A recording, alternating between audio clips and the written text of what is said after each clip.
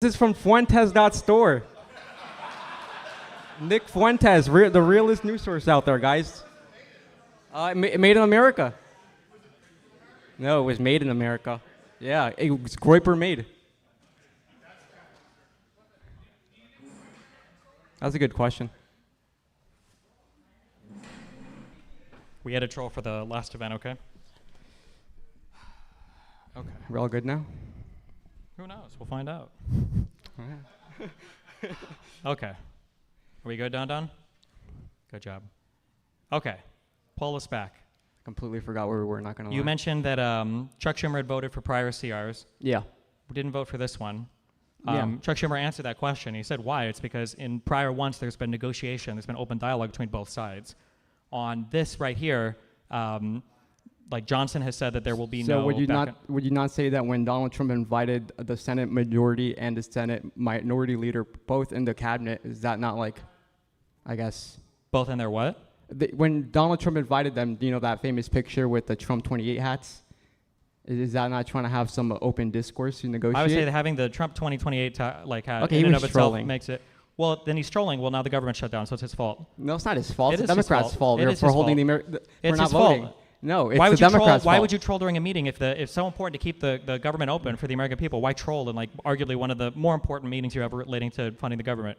Because why not? You know, just fucking. Why not? Because now the government's shut down and now No, he has to just eat like it. you're saying. So you're saying just because he's trolling, that's shut down the whole government. That's like so disingenuous. Well, no, the government's shut down because the Republicans aren't negotiating anything with the Democrats. They're what trying did, to. Are they? What did Trump say he was willing to give? Mike Johnson says he's open to, and also What like did I Trump said, say? Donald Trump just last night saying that he's open to negotiate. You said they had that meeting. What was Trump willing to give in that meeting?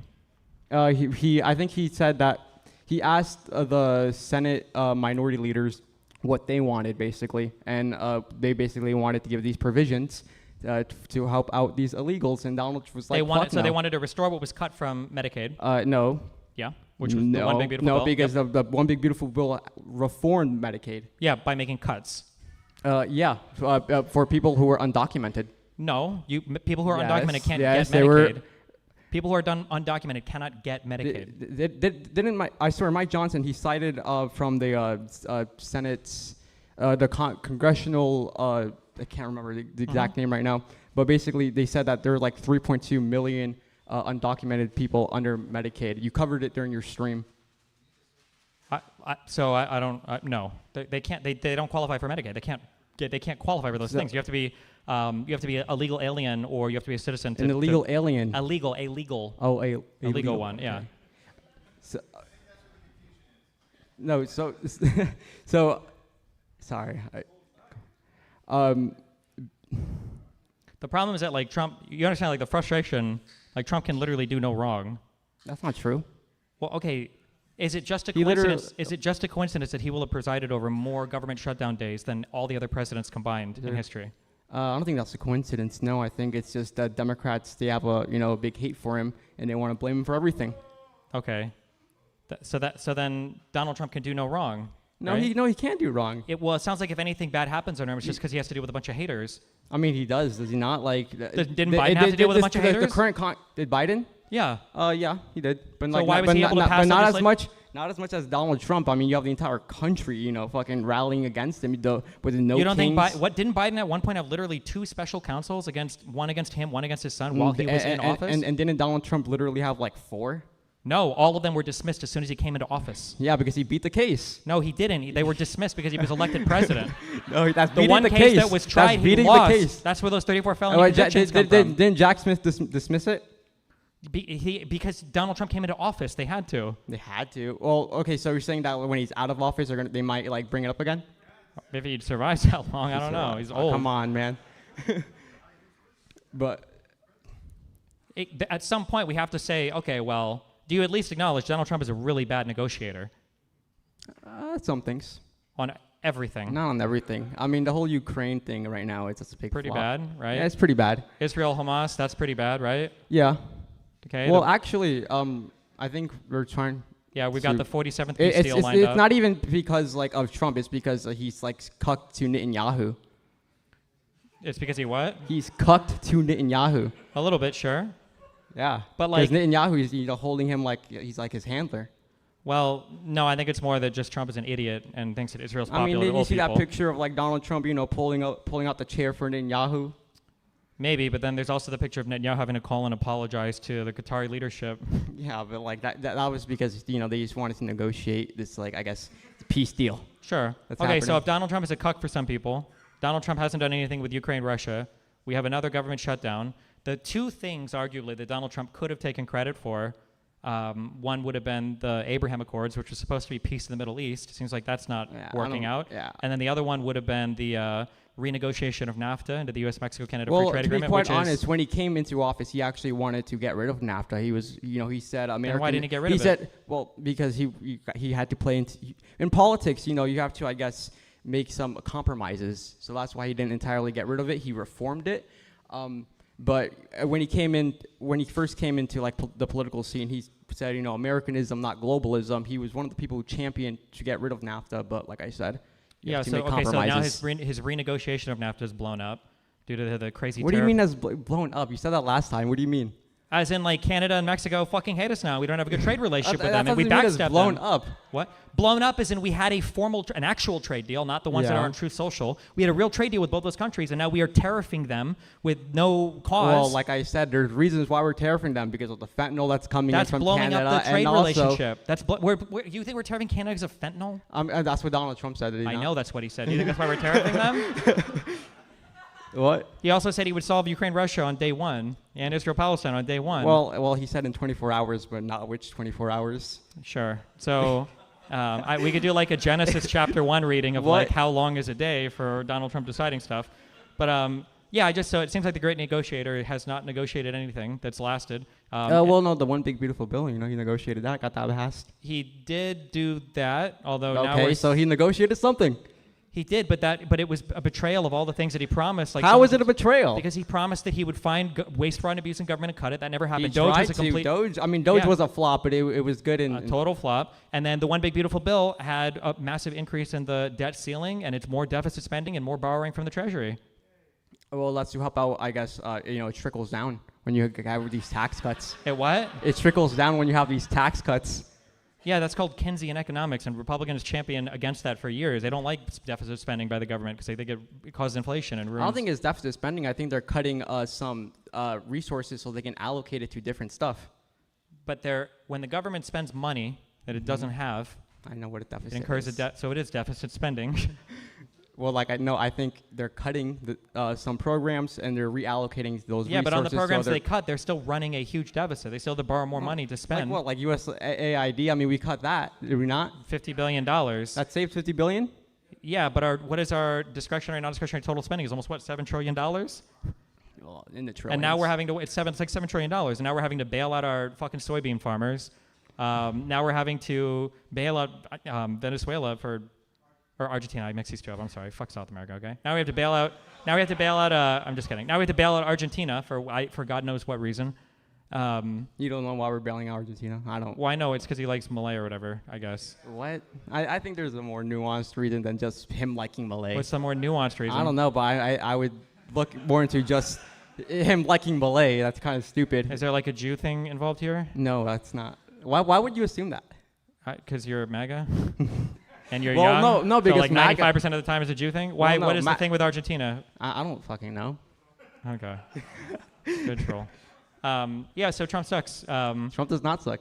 I mean, it seems like everything that he touches turns to shit. It seems like he's failed like monumentally in his job as a leader of Congress, like a spiritual Okay, leader you're of his holding him party to for such Congress. a high standard, bro. What? Like, you hold him like to such a high standard. to hold Why him to didn't the you same hold standard- Biden to the same standard? Biden exceeded whatever standard anybody set for him on every level. How? And Trump has failed. Well, he managed to pass tons of comprehensive, like huge legislation, some that the Republicans wanted to but couldn't, like an infrastructure bill. He managed to create a ton of jobs and bring down inflation by the end of his term. But he also passed like stuff like the Green New Scam. He didn't. Yes. No. Did the Green New Deal not pass under Biden? No, So who did it pass under? it didn't. Oh, that's good. Okay. Yeah, I thought that the leadership he provided on the world stage was good for Ukraine, Russia. He actually stuck to the commitment to pull troops out of Afghanistan. Right, that totally flopped. We literally left so much like military equipment there in Afghanistan. Sure. I mean, it was part of the Afghan army's equipment. What were we going to do? Take it from them? No, not all of it. We left our own equipment there. No, we packed up and we took our stuff and we left in place what we had granted the Afghanistan army to use. That we granted. Yeah, what do you think we spent like 20 years there doing and training the So forces so there? we paid for that equipment that we left there. Just Yeah, welcome to war. Yeah, you pay for shit. so that that's you, our equipment, is it not? If we paid for it. if I give and you a then we- birthday present, do I own the present? What do you mean? It's not, I mean, I wouldn't call that a present. Well, yeah, we were, I guess, nation building. Yeah, you invest in the other country and then eventually leave. We weren't going to take all the stuff. I mean, did the Taliban, like, I guess, government that, not Taliban government, did the Afghan, The Afghan national government, yeah. yeah, did that not collapse? Yeah, it did, yeah. Yeah, so it was a complete flop even after we pulled out. Yeah, but, I mean, what are we going to do? We're going to stay there forever. So Trump's why are you gonna- gonna like try to like say like that's such a good thing that like Biden did It's when good it that he completely stuck- flopped? It's good that it stuck to the date because Donald Trump was the one who kicked the can down the road and scheduled the pullout date for outside of his term. But at least Biden stuck to it instead of just keeping us there for another, 4 years. I'm indefinite. sure it was because he wanted to do it more strategically, like better. Than And why didn't he Biden. negotiate that the first time? You see this pattern It of takes, Trump it fucking takes all of a his long negotiations time, bro. up? Like you can't just negotiate why did he one negotiate- thing in like 24 hours. Why? Biden negotiated stuff? No? In 24 hours? No, why? Trump didn't have to negotiate anything in 24 hours. He was president But for 4 years. Like I said, you're holding him to this high standard. I'm holding the standard just being a president. He failed on every single level. Human decency, basic decency, like Human presidential decency? decorum, like being able to champion legislation. What do you mean he failed on human decency? Like the fact that he constantly attacks enemies, the fact that he constantly What like about, people that he how deems- the one big beautiful bill literally helps out middle class Americans? I mean, the ones that all got their Medicaid cut for them? No, isn't there like a policy in the bill that says if you make under like 80K, you get like 5K in tax credits back? There might have ultimately been some tax cuts that were made permanent from the last tax cuts, but I mean, like those tax cuts help the middle class. but it's just deficit spending. Okay, but it helps out the middle class. Yeah, but when Biden was sending out stimulus checks, you guys were crying that there was too much money. But Trump also sent out stimulus checks. I during his know, first. yeah, I kinda wonder how that Everyone works. liked that. No, all the Republicans blamed the stimulus checks and stuff for inflation. Okay, but how did the American people feel Okay, about hold it? on. Just Do you think curious. is deficit spending to help America good or bad? It depends on the situation. I mean, because like let's look at like for example, like in 2008, we had to use some deficit spending to bail out the banks. If we didn't do that, we would have gone to a depression, and that's Okay. coming from the Federal Reserve. I agree. So, like I said, but in some when cases, Donald Trump initiated when he did the Tax Cuts and Jobs Act, there was no pressure. He didn't have to do that. When he did that back in, what was it 2017 or 18? 2018, I think. Yeah, he didn't need to do that. We weren't under any economic he- turmoil. Like the markets were fine. Because he Everything wanted was. to help out Americans, did it not? Did not help out Americans? But by deficit spending for no reason. But did that not help out Americans? if you think deficit spending helps, then yes. Did it not help out Americans? If you think deficit spending helps, then yes. Oh, so yeah. Okay. Well, why don't you like deficit spending? Well, I mean, I don't think deficit spending is necessarily bad, but you probably have to have like a control. I don't know why you're giving me that face. Republicans are the ones that freak the fuck out every time Democrats deficit spend, even though these motherfuckers spend like a white woman at J.C. Penney's. Like Well, the Republicans spend like fucking crazy. What about when the Democrats were literally giving billions of dollars to Ukraine? I think that's a worthy cause to get money to. No, it's not. That's a whole proxy war. Victoria Nuland literally Even if it kicked out was- Yanukovych in 2014. Even if it was a proxy war, who was the proxy war between? Ukraine and Russia, Wait, that's not a proxy war. That's just a war. But America. But basically, the reason why America is involved is because the whole war is about like which sphere of influence Ukraine would be under. Sure. So let's even run with this. That it is a proxy war. Shouldn't we be working on that? Isn't that good for us? No, it's not actually because it strains our relation with Russia. Well, but they're our adversary, right? No, they're not. Russia is not our adversary. If Russia's not Just to say Russia is our adversary, I mean, we're not in the fucking Cold War anymore, bro. well, I mean, we just have contrary interests globally. I don't know why, but we do. I don't know. Well, probably because we've been fucking sanctioning them since like the early 2000s. Okay, well, why hasn't Trump done anything about that? He didn't make them our friends from 20. He's trying to. Did he not just He like was president he the first met term. Why didn't he Putin do it in August? Why didn't he do it his first term? What do you mean? Why didn't he make friendlier relationships with Russia in the first term? Did he not? He tried to. He literally met with Putin during his first term. Did he not? Yeah, he also met with Kimmy. He didn't get anything done. Well, What does Trump brag trying about to. from his first term? He says, I was the first one that gave javelins to Ukraine. I was the one that let them blow things up instead of all the blankets that Obama gave them, right? So all he's bragged about is making Ukraine more offensive. No, but he's also bragged about how he's met with Putin multiple times. Yeah, but that's my line. What do you mean? You said you want us to be with Putin, right? What? You said you want us to be with Putin, right? I want us. I think we should have a better relationship with Putin. Okay, and Donald Trump seems to have failed with that because you just said he said that he's not with Putin multiple times, right? When did you say that? Didn't you just say that? No, Did I misunderstand you? I thought you said, but he said over and over he's not with Putin. no, I said he's with Putin. He met with Putin. I said he bragged how he met with Putin. Oh, he's bragged about meeting Putin sometimes, yeah. Yeah. But he's also bragged about giving more weapons to Ukraine in 2017 or whatever. Mm-hmm. And we have nothing with Russia. The strikes on Ukraine have just gotten worse and worse. Because we've also been sanctioning Russia for like God knows probably 20 years, and we have investments in Russia. So why are we gonna sanction a country that we have investments in?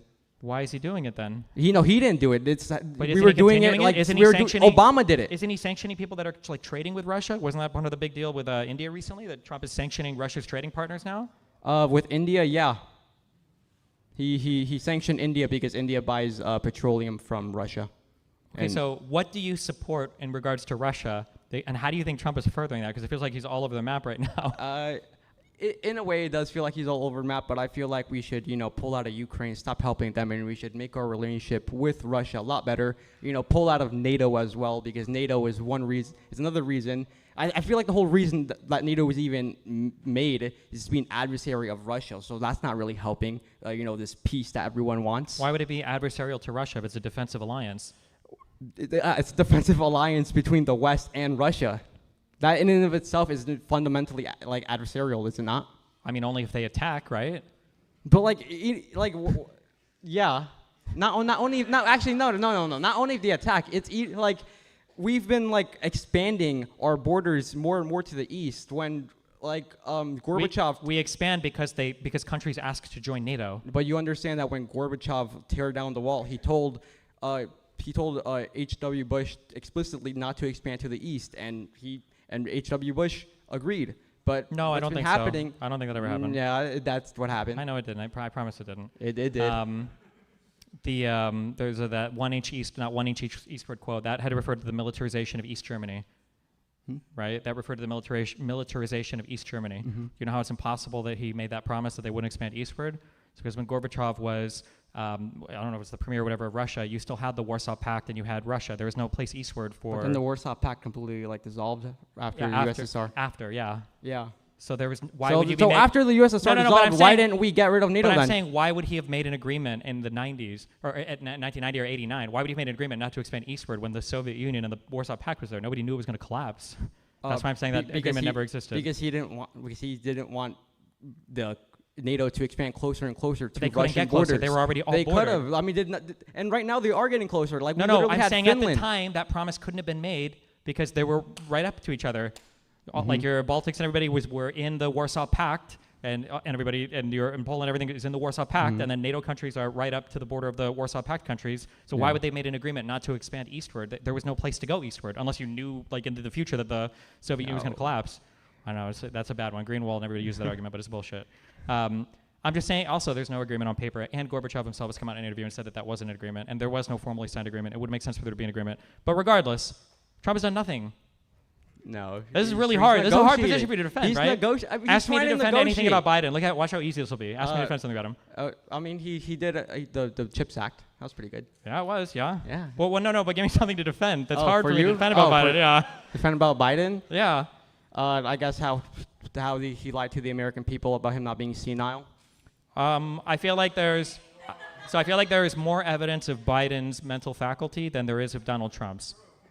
Yeah, I mean, Biden was falling downstairs. So, one, he might have taken a stumble once. He's an old guy. That has nothing to do with senility, number one. Number two, didn't Trump himself have a stumble walking up the stairs to Air Force One? That Rubio... but as many times as Biden, and also, did you not see that whole debate that they had last year? I watched the debate. The debate performance was bad. Yeah, exactly. I don't know if Can you really defend his debate performance? No, I thought it was a bad debate, but I don't know if it's evidence of senility. The problem is so we've seen Donald Trump make a multitude of errors. He was sitting right in front of a guy that he didn't recognize when he was talking to all of the world leaders at that long table, right? And he had to ask where the leader of... okay, and also... right? He called... And also Biden called the president of Egypt the president of Mexico. He mistaked that. I'm probably getting those two reversed, but anyone can find the clip. Donald Trump said he was flying to Russia when he was going to Alaska. That was kind of weird, right? Well... Donald Trump seems. I think Donald Trump seems to forget a lot of things too didn't- now as well, right? didn't we buy Alaska from Russia? Well, it's. Did we not? Do you think that's what Trump was referring to? I think so. Yeah. No, I don't think so. Did we not though? Donald Trump Did we looked like he not? was. Donald Trump looked like he was playing Voice the Rust. question. Okay, walking down the red carpet. Okay, he was like zigzagging, dodging sniper fire. Okay, when he was walking to that meeting with Putin. He seems to forget a lot of stuff. He seems to not know any of the So executive. does Biden. Yes. No, I don't think so. You might have stumbled or stuck to talking sometimes, but like, so for No, instance, not here's the thing that you sometimes. look this up when you get home. I have never in my life seen Biden sign an executive order that was handed and Yeah, explained because he signed to it him. with a fucking auto pen. No, that was handed and explained to him. He would come out, he would explain it on stage, he would walk over and he would sign it. Donald Trump They literally. were doing that for the TV.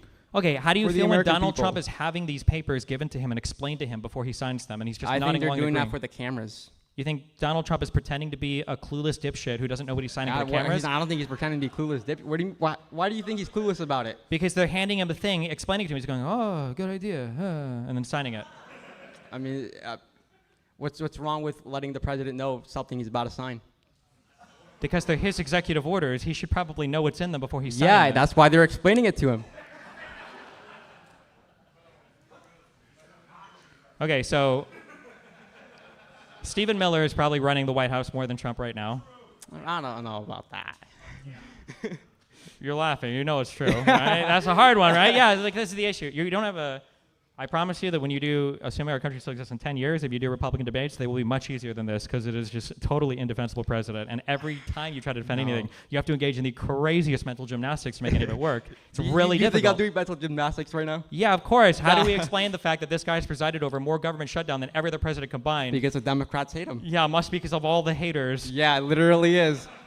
Meanwhile, if I point to the biggest haters in the universe were the Republicans under Barack Obama, it wasn't even close the level of hate. I mean, well, because you had people like John McCain who were like unifiers.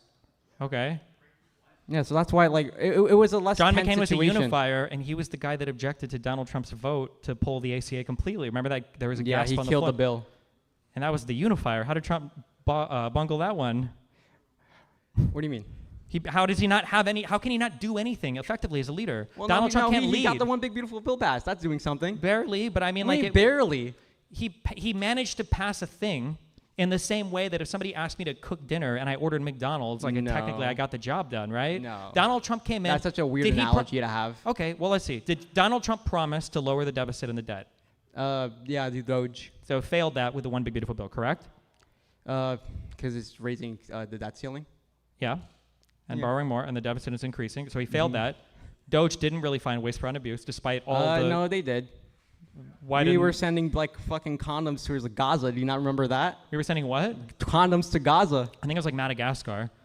We Or were Sudan or oh my God, no. So we were sending condoms to Madagascar. So much better. Well, it's part of our like USAID program, yeah. USAID. Yeah, USAID, yeah. I'm glad we cut that. Because that's complete waste. Why is it a complete waste? The condoms to Madagascar. Why are we sending condoms to Madagascar? What, do you think that we might have a vested interest in preventing? Why are we like- sending Can I- condoms to Madagascar? because You're they not pre- really answering the question, They Destiny. prevent the spread of the transmission of sexual diseases. And that's the American taxpayers' responsibility. It's in our best interest.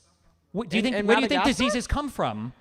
Where does what do you mean? Oftentimes, they can come from poorer countries that don't have the same sanitation, they don't have immunization, they don't have the same level of like hospitalization. Like diseases can manifest in these places, and they don't respect borders the same way that we might want them to. So if there's like the whole transmission of the Omicron variant, I'm pretty sure the idea was that bounced around in a whole bunch of immunocompromised people. No, the whole Omicron was complete bullshit. Okay, I forgot. I'm sorry. I can't Yeah. use the COVID example. Diseases can come from poorer places. It's good sometimes to have like a hand in helping the population, and it spreads American influence. It spreads American goodwill. Like it's a worthy mission, and it's considering all the other money we spend on shit, it's relatively cheap. So you want your tax money to go towards condoms in Madagascar? If that part of the broader Is that mission yes or abroad, no? yes, Yes. yeah. Yes. Yeah, that's complete waste. We How don't is it a we don't- complete waste? Because we don't need to do that. That's not in our best interest. An easy investment in preventing the spread of disease in other countries. Because the HIV is totally gonna come back from Madagascar.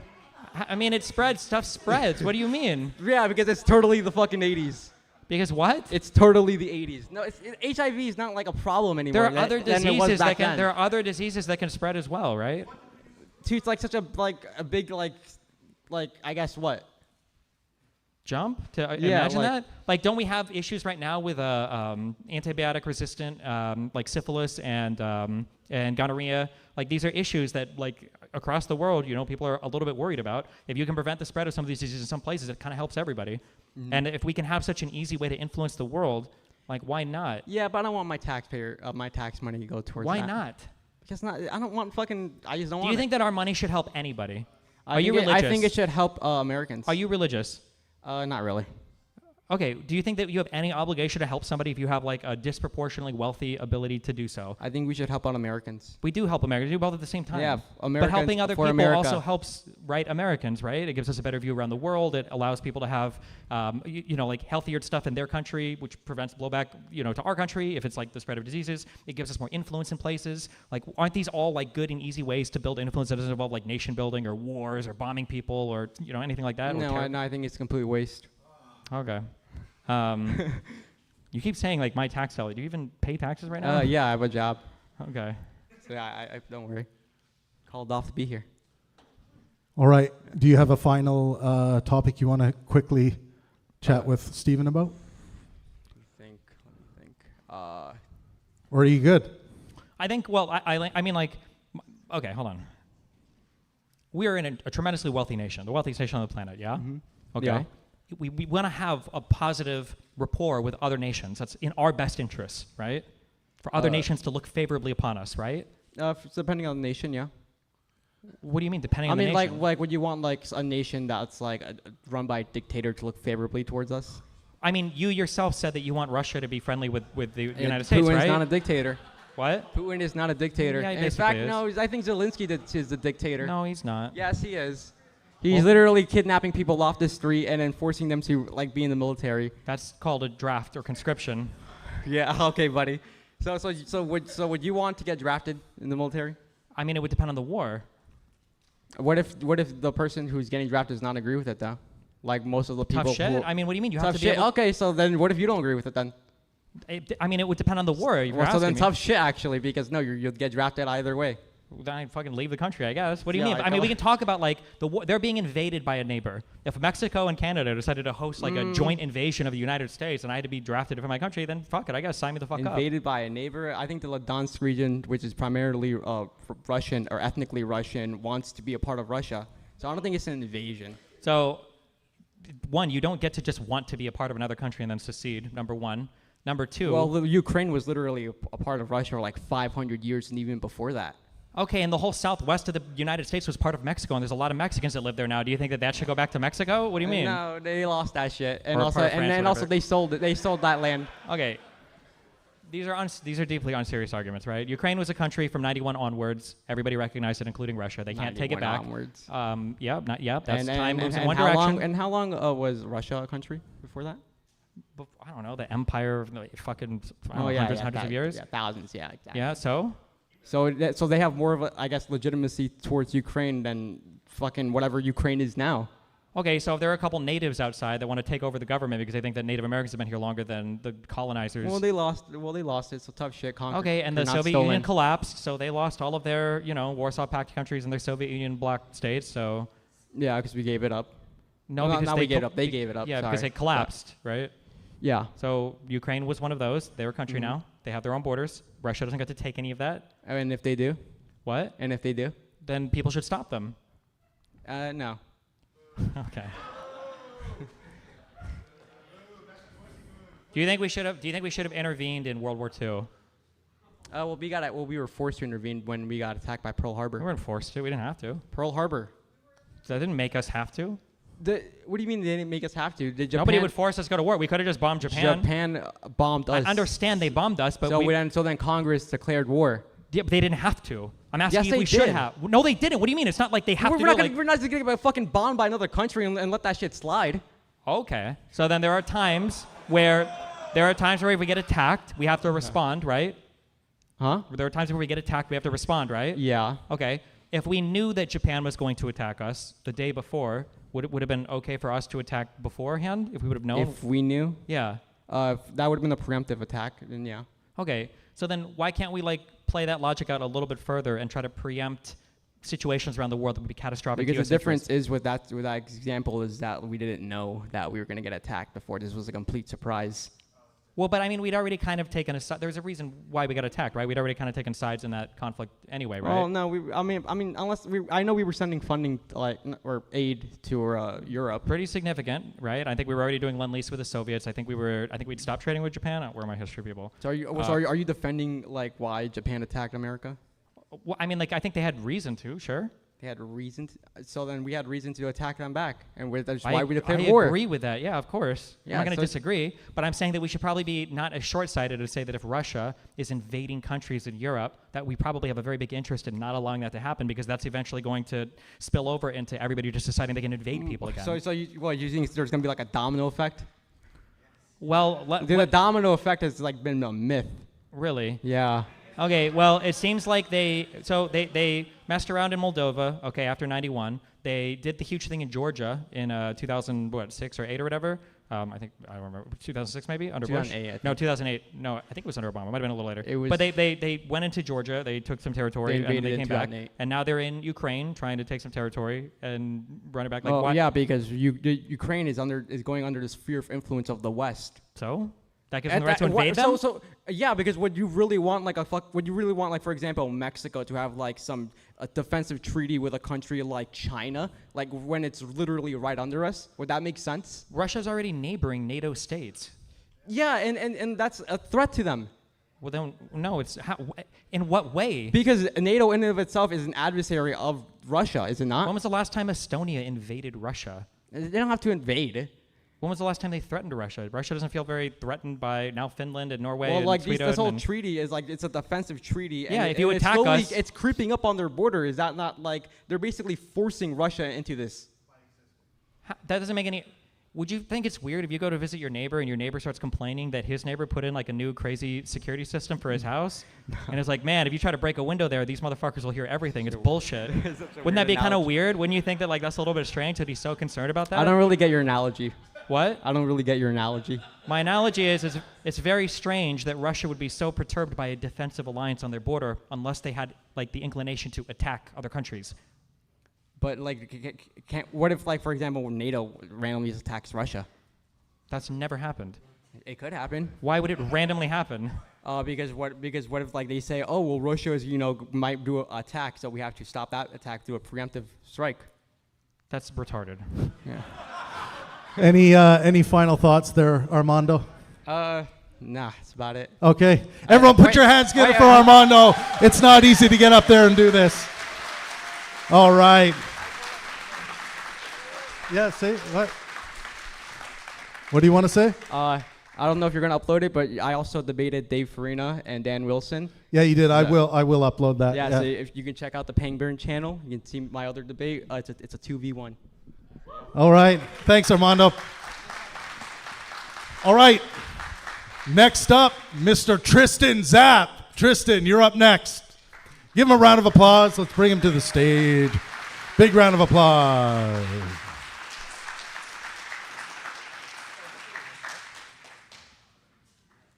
I'm gonna have to get used to the way this microphone is.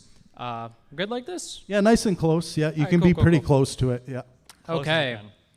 So I debated you last time in NYC, and that was a fun little back and forth. I'm hoping to kind of continue that energy here.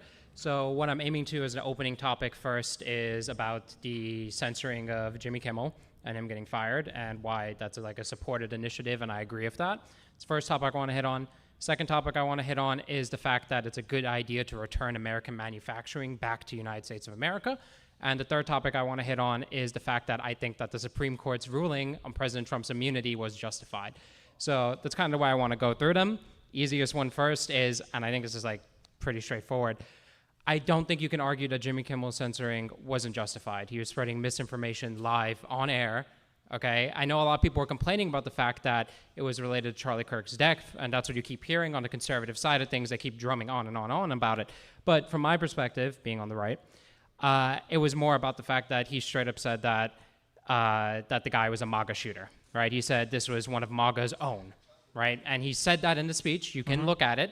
Although I see a lot of head nods in the room, you can look at it specifically. He says this was a MAGA shooter. and it wasn't a joke. And here's the thing: when you spread misinformation on your side, I think it's perfectly valid to be deplatformed. Okay, hold on. I would applaud that, maybe. Okay, so the first thing, okay, I'm going to try this. Okay, what is the, where do you normally get your news from? Honestly, this is going to sound crazy, but I usually cycle around between a lot of different news sources. So I check out extreme right-wingers like Gavin McGinnis, right? I check out some America First stuff. And then I also check out some left-wingers like Hassan, Vosh. I scroll through some of your stuff too on occasion. It's just that it's really important to get a good gaze of what the political spectrum's like and what the people around me are thinking. So Okay. So Jimmy Kimmel, the reason I asked is because Jimmy Kimmel absolutely did not say that guy was a MAGA shooter. What Jimmy Kimmel said was that it was, I'm paraphrasing slightly, but it was something along the lines of after this information has come out, Trump and the MAGA people are doing everything they can to label this guy as anything but their own. yeah, That's what he said. okay. That statement is true. Yeah, if they're doing anything to label him but their own, Yes. the implication there is that he was a MAGA shooter. I mean, How is that not the implication? so being good faith, you can argue that could be an implication. You could take that from that. What is the implication you took from that then? Well, the explicit meaning, what he's saying is that they're doing everything they can to make it so he's not one of their own. That is true. The second the shooting happened, before we knew anything about this, Vance, Trump, and everybody else was already declaring that it was a crazy trans shooter, that the person was a left-wing extremist. We didn't know anything about it. They were doing anything they could to make it so that he wasn't one of their own. That is what they were doing. Okay, that's a little. I feel like it's a little disingenuous on the wording because the implication there is, from my perspective, that he is implying that if they're doing everything to make him seem like he's not his own, there's implicit guilt in that statement, right? Because he was talking and he opened up. I watched the entire thing. Yep. He opened up talking about the shooting, and basically the right wing's response to it was to make it seem like it wasn't their own. Right? Which was the response, and it was disgusting. Yeah, but if the implication is that the right isn't trying to make it seem like it's their own shooter, then the implication is that it is one of their own. Like I said, if you're being super good faith, I understand how somebody could take that from it, but I think that my interpretation is just as valid because explicitly and factually it was true. They were doing everything to label this guy as not a MAGA person as soon as they could. If you could pull two different types of perspectives from the same type of line delivery, don't you think there's an issue with the delivery in itself, right? If he's appealing... I understand what I'm saying. I'm just saying, firstly, that what he said explicitly was true. We can argue that the implication maybe was that kind of sounds like you're saying it was a MAGA shooter, although he didn't say that anywhere else in his opening speech or anything. We could argue that you could take it from that, right? Who's Jimmy Kimmel's main audience, would you argue, on the political It's spectrum? probably going to be boomerish people. Yeah, but on the political spectrum, who is he largely going to be probably seen My by? guess is going to lean nowadays probably quite a bit to the left. Yeah, right. So when Trump goes on stage and he says we're going to fight like hell, and you claim that that's being violent rhetoric and other things, right? And you call out the fact that because of his base being violent, that's the way his base is going to interpret it. When left-wingers hear Jimmy Kimmel say the right is doing everything they can to not blame one of their own, the implication there to a left-wing audience is going to be that he's one of their own, right? And we see this before you continue. Just 1 second. The headlines you see from the left and prominent people that are tweeting left and right, or at the intro of it saying this guy grew up in a Mormon family, he's a right-wing shooter. That was a prominent narrative. I never heard it. I don't think I saw any major publication say that he was a right-wing shooter. I'm not saying major publications. I'm talking I about... can't speak for all of the randos on Twitter that you guys love to obsess over. But no major publication said that he was a right-wing shooter. But there was a lot of information that if any of it had been any different, you guys would have been screaming it from the rooftops. If this guy came from a far-left libtarded household, if this guy came from the school of transgender, if this guy came from whatever else, then it would have been every single thing you guys would have screeched. But it was kind of strange that it was a shooter who seemed relatively normal. He was a white dude, came from seemed like a conservative household, a very conservative household, you guys love it, he went to trade school, so he didn't have a chance to get fully radicalized in college. All of these things are true. Also, and now we're not talking about or hearing about much of it anymore because it seems like nothing came out to show that he was the hardcore left-winger that they wanted him to be initially. Yeah, I mean, all I'm saying is that if we could argue, right? When I listened to Jimmy Kimmel's full statement, I immediately understood, what he was saying because it's true because I'd watched it. I'd watched conservatives do this. They were making statements about who the shooter was. Nancy Mace said the Democrats owned this before we knew anything about the shooter. It was crazy. I know, but if you're going to sit here and critique the right's ability to run with headlines and run with stories claiming that the shooter was trans and all these other things that we saw in the aftermath of the shooting, and you're gonna say that like, well, like it's whatever because like I could kind of play the same game and be like, well, their audience just took the wrong message. No, right? you can't play that game because when somebody says the Democrats own this, or when they say the shooter was probably part of Trans-Tifa, there's not much room for interpretation there. Number one. Number two, Jimmy Kimmel is a late-night talk show radio host. We're comparing that to the president, the vice president, sitting members of Congress, the head of the FBI. I yeah. mean, do you not think that there's like some importance in the position that Jimmy Kimmel is in though, with having a wide like audience of like left wingers? I would never admit that to a conservative who says there's no importance in anything that the president of the United States says. Well, I will admit there is importance to the president of the United States. Okay, then in that case, I would with say that in mind, I would say that Jimmy Kimmel probably could have been a bit clearer with his statement, so Okay. that you couldn't take that bad interpretation from it. But we're nowhere near the level of like this should be forcibly censored off all of everything, and he should be fired for it, considering the government traditionally never engages in that type of behavior. And if they did, Fox News wouldn't be on air. yeah. I mean, I agree with what you're saying for the most part, but there's like the highlights there where I just think like it's important that like misinformation is kind of not like spread around, and when like That's fine, but we already said that the government can't do this, right? with what? Do anything about misinformation. Conservatives just spent the past 5 years crying and screaming and bitching about YouTube banning people and Facebook banning people and X banning people and free speech has to be absolute. So now the government is going to... Also, this is, as much as conservatives hate to talk about it, this is also why decorum and the speech of your Right. president is important, is because for me, I'm a reasonable person. I'm an American citizen. When I see that my, conservatarded president has been screeching and screaming about people like Jimmy Kimmel and Steve Colbert and these other guys over and over again, and then I see him move to deplatform them when they say something, well, in my mind, I think any reasonable person go, kind of looks like government censorship, especially when he's pointing to two people that have gotten canceled that he politically hates, and he's calling for more next. I mean, I kind of agree with you, but then, I mean, wouldn't you argue like the deplatforming of like Trump on Twitter would be a form of government censorship? No, Why not? because the government didn't push for that. Twitter did. But like when it comes to like, and MSNBC, what I'm not sure actually who Jimmy Kimmel is hosted by, I forgot. But like when they push for it, they're a private company. How can it be government censorship? Because the reason why they pulled his show was because the head of the FCC was talking to all of these huge, not conglomerate, not corporate, what's the word I'm looking for? The huge syndication networks, Sinclair, and there was one other large one, saying that he might consider pulling their licenses or whatever if they continued to run Jimmy Kimmel's show. Well, I mean, if they took the interpretation that I did, because he wasn't very careful with his wording, and they felt like he was spreading misinformation online, then I feel like it's justified for the FCC to intervene in the type of a situation, because I think misinformation crackdowns are something that we should push for. I don't think you believe this I do. statement. So you would be okay with the government, would you be okay with the removing of the entirety of Fox News after the Dominion lawsuit stuff? Certain portions of it, yeah. The entirety, the whole thing would have to go. The whole network was I mean, certain hosts, complicit. for the record, certain It was hosts, basically like 7 hosts, and all of the Fox execs were all implicated in that lawsuit. certain hosts were fired, right? So we No, had Tucker Carlson. Tucker left. They left, but basically the implication is they were removed. I mean, if you cost a company like several $1 billion, the implication is that you were given a package to leave, right? Maybe, like sure, maybe, yeah. Well, I mean, that would be the implication. But it's not like they announced this publicly. This is why he left, and he didn't have any accountability for that. He just left probably with the golden parachute and then has his own little media career now. But he was Yeah. the only one. But there were like 6 other hosts: Pereiro, Sean Hannity. I don't remember. These kids have the wackiest fucking names. But there were so many of these hosts were implicated, and then there were a lot of the execs and senior execs that were implicated Yeah. as well.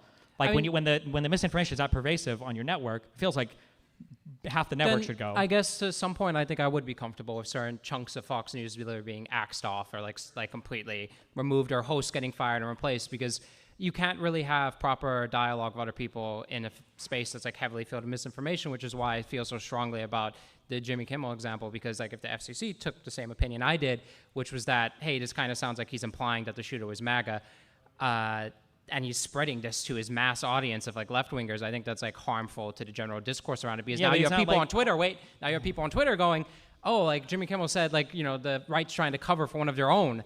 I mean, it's like... Nobody was yikes. saying that on Twitter. Well, I'm just... Oh, are we really? No Correct. one was saying that on Twitter. one was No saying one on on the Twitter. left was saying No, that. it was the right saying that the left was saying that. Just like the one, who's the fucking white girl that they did the Nazi or whatever, with the jeans? Sydney Sweeney, yeah. Like when conservatives were saying that like Sydney Sweeney was being protested by all the liberal, nobody gave a fuck about that. No one on the liberal side cared about the Sydney Sweeney ads. It I mean, was for the record, they did. No. I mean, you could look at the. Okay, so this is an issue I have. So the way that you're separating out the like people on Twitter, and for the record, I've heard you say multiple times in different clips that Twitter is becoming more and more reality, and it's a little difficult for me to hear you try to separate yourself from Twitter all of a sudden during the middle of this conversation when I've heard you drone on and on and on again about how the right and the Twitter connection is causing negative like backlash to a lot of the political spectrum. And the same thing's happening on the left, and like it's a slower burn, obviously, because I think the left is a bit more tame than a lot of right wingers, but it is important to note that like that is a serious issue, and that's right in front of us. but And the if you're going to reason- sit here and like try to distance yourself from that, I feel like I don't know how those two things can exist at the same time. Yeah, so very easily. When I say that Twitter is becoming more and more like reality, what I'm saying is that the stuff on Twitter is having a greater consequence in reality. But the reason why it's having a greater consequence in reality is because Republicans are showing people left-wing Twitter like that represents reality. So when somebody tweets something, now a Republican in real life is altering his vote based on what conservatives have shown him exists on Twitter. Okay, but when Jimmy Kimmel spreads something that can be deemed misinformation, heavily considered it by like a left-wing audience, it becomes like very difficult to kind of like not say that But being it's just spread hard and for me. rotated I understand what you're around. saying, but it's like it's hard for me, even if I were to buy into your framing completely, Yeah. our own administration lies about so much stuff. It's Well, hard for me to take them seriously when it comes to deplatforming Jimmy Kimmel. I mean, when there Like, do you is- understand? Jimmy Kimmel was not deplatformed for misinformation. I know, because a lot of right-wingers were arguing more on the side of the fact that They just don't it's like because him. of they don't like him. Yeah. Trump had a thing out for him. They don't like him. So he was. So the whole conversation, even I've kind of bought into the red herring. We've been having this conversation. He wasn't deplatformed for misinformation. He was deplatformed because Trump didn't like him. I mean, you can argue that, right? I think it's plainly obvious. Because if we were deplatforming for misinformation, there's a billion other people that would be deplatforming I mean, first. you're someone that really likes direct statements, right? And you really like direct statements of someone saying X thing, and you kind of jump around to that to a lot of like defenses of your left-wing speeches and other things. But when you're doing that, like in hindsight, like when we're talking about like Republican speeches and Republican words, I find it like a little difficult to kind of believe that you can like run the same defense. You know I what I'm saying? absolutely could. So I don't like to do the individual statement thing. I like to look at things like Yeah. holistically. I think that people that live in quotes, I think, are oftentimes liars. If you want to challenge holistically anything, so like earlier, you made it sound as though I was saying Trump saying "fight like hell" was like the one line that I was using to attack him on that speech. When conservatives try to save it with the "I know you'll go marching peacefully," although they misquote that as saying he told them to go marching peacefully. Yeah. I pull that quote out because conservatives like to live in quotes, but that's a whole hour-long speech that he gives where he talks about how the election has been stolen. Mike Pence needs to help us steal it back. We're going to go and give all these congressmen the power and strength to steal it back. Right. We're going to go there and we're going to lose our country. Otherwise, here's more examples of all the voter fraud, half of which he'd already been told. Actually, I think every single example he'd already been told was untrue. Like, that was my issue with the speech. Now, generally, I can't get through all that with the conservatives because they don't even know that speech existed more than just one line. But when you're harping on like specific words and there's no specific words said by like we don't have like a written transcript of Donald Trump saying to the FCC, "Hey, listen, like we have an opportunity here to get rid of Jimmy Kimmel. Can They all we are do literally it?" tweeting about it and talking about it openly. Yeah, I know, but like there's no like direct like you got what I'm saying, like The there's FCC no order guy was from the literally top on a down. show, like talking about how, like, maybe we have to start looking at their licenses next. If they don't do something about this, and then Trump is truthing out, like, I support the removal of these guys. Like, how much more top down can it get? I mean, Actually, here's a question: can you think of a single thing in the entirety of the Barack Obama, Bill Clinton, or Joe Biden administration where a statement like that was made? what like what? That where the president of the United States is celebrating or advocating for the removal of like somebody on like a mainstream media network like that. Not really. Yeah, so it's unprecedented. I mean, I'm not gonna like disagree with the fact that it is unprecedented for Donald Trump to push for the removal of someone, right? Okay. If I'm gonna like buy into the idea that it like is under his administration, right? Well, no, wait. So I wouldn't make that argument normally because generally there's a level of separation between the president and his officers and his cabinet members and Yeah. his different. However, this administration explicitly and specifically argues for the concept of the unitary executive theory. Yes. Yeah. So that separation doesn't exist theoretically, and we know that it doesn't exist in practice because Donald Trump literally orders around his cabinet members and tells them what he wants them to do. So now he has a much bigger buy-in to what's going on with all of them. We see him truthing out the same. Trump has never. See, the frustrating thing too is that like when you're fighting I'm not saying you're necessarily. I don't know if you're conservative, but when conservatives are fighting against Democrats, okay, and they're saying like, oh well, we think that Biden directed Merrick Garland, and it's like there's no evidence of this at all. And they're like, what about the one leak story where Biden said that he was mad or whatever? And it's like, okay, yeah, he's allowed to be mad, but he's not directing him. It's like, well, what if that was like an intentional story that was leaked in order to pressure Merrick Garland? Well, then that was the worst story ever because one, nothing bad happened to Merrick Garland, and two, Merrick Garland dragged his feet on fucking everything. Yeah. And the only thing that was fast out of that DOJ was like the special prosecutor against Biden that came out with the her. Right. No, that wasn't her. That was Durham, I think, right? Durham, yeah. Or the her was for the FBI thing. So if Biden was trying to do that, it was horrible. There's no evidence of him even really trying to do that. But then on the Trump side, we've got Trump openly bragging constantly about controlling his administration to do everything, and he's truthing out constantly. It's like a fucking stream of consciousness from this guy's brain, and we see and you're like, well. I mean, it's just that, like, usually when it comes to democratic proceedings, right, I wouldn't expect the president to say, I'm going to war if I ran, and then the chief of, like, the Secretary of Defense replying underneath that thread going, yes, Mr. President. So I feel like relying off of Twitter and Truth Social. Wait, well, I don't understand what the reference was. But this is what I'm going to. Like, the fact of, like, we're talking about the fact that, like, there's an implication that, like, there's, because he's, like, lampooning it all over fucking Twitter, that his FCC leader, his executive of the FCC, is looking at that and going, yes, President Trump. I feel like we don't do that for most things in general. Like, we don't look at, like, we Twitter don't for comments most things like, in general because for, like, I'm just saying for, like, fine proof that, like, an order, like, I feel like you have to have the president sitting there on his desk going, da-da-da-da, this executive order, da-da-da-da, like, I want this member of the head to do this and this and get rid of Jimmy Kimmel. Like, I feel like you have to have order that. for all of that. But then, like, I feel like we're just using Twitter, like, threads. Like, if we're using the speech of the president and then the actions of the people underneath him that are directly following the orders of his speech. Okay, so to run this through, like, in a hypothetical, Donald Trump says, I'm declaring war on Iran tomorrow, for whatever reason, right? Okay. And his chief of Secretary of Defense replies to that. Is that suddenly official? Is it suddenly official, or would he suddenly do it? Yeah, would he suddenly do it? And then would you then say that, like, well, Donald Trump told him to declare war based off of, like, a Twitter thread? Maybe not. It's hard because like But this is what I'm saying. Like, No, stop. It's difficult because for the commander in chief, we already have like the authorized use of military force in the Middle East or whatever. So he kind of already has the authority to do that. Okay. Yeah, he does. Yeah. If there's like any other example, then it's different. I'm not saying that like these things are happening because he's truthing it. I'm just saying that as you see him truth it, you say everything. We can see where everything is coming from. Yeah, I just find it like difficult to like fully like if there isn't like a concrete link there. There is obviously overlap, right, between Do you what think the that FCC Donald Trump talked to his FCC head about pressuring them to get rid of licenses or whatever to do something about Jimmy Kimmel and Stephen Colbert? I don't have any proof that he did, Do you which think is what he I'm did? highlighting. Okay, but then in that case, then you can't have any beliefs about anything in office ever because you have no direct communication proof of every single conversation that's ever happened for I any mean, member you of have plenty of transcripts from the president. Like we have the what the hell are they called? The National Archives in Congress. Yeah, but you They don't have keep a track record of these every things. single thing. Almost Donald everything. Trump- They literally take scraps, like Joe Biden's scraps of notes that he wrote down. Yeah, but we don't that have were every inside his car communication between are him- in the like. You Yeah, get we what don't I'm have saying? every single communication between him and his inferior officers or his cabinet members for every single thing he's doing. We don't Yeah, read but all then- those. We assume that like the government is operating in a certain way. I guess this is a good time to segue into the Supreme Court ruling stuff because Sure. Well, just real quick, like Yeah. Trump is truthing out to Bondi, like you need to go after these like political opponents, and now we have like crazy indictments on Comey. Do you think that Trump told Bondi, like in personal meetings, like, "Hey, you need to go after Comey"? I don't have any proof of that. Like, is Okay, the thing. you Like, know I that need he like told direct. Comey- I need transcripts, or I Okay, need like to what some about- degree like. Okay, this is not a level of proof I think you would ever expect for anything else. But let's assume you do. Trump told Comey, "You need to end the investigation into me," and then Comey didn't. He fired him. Right. You believe that happened, right? Yeah. Okay, so we've seen records of him engaging in what even Mueller said is probably obstruction of justice.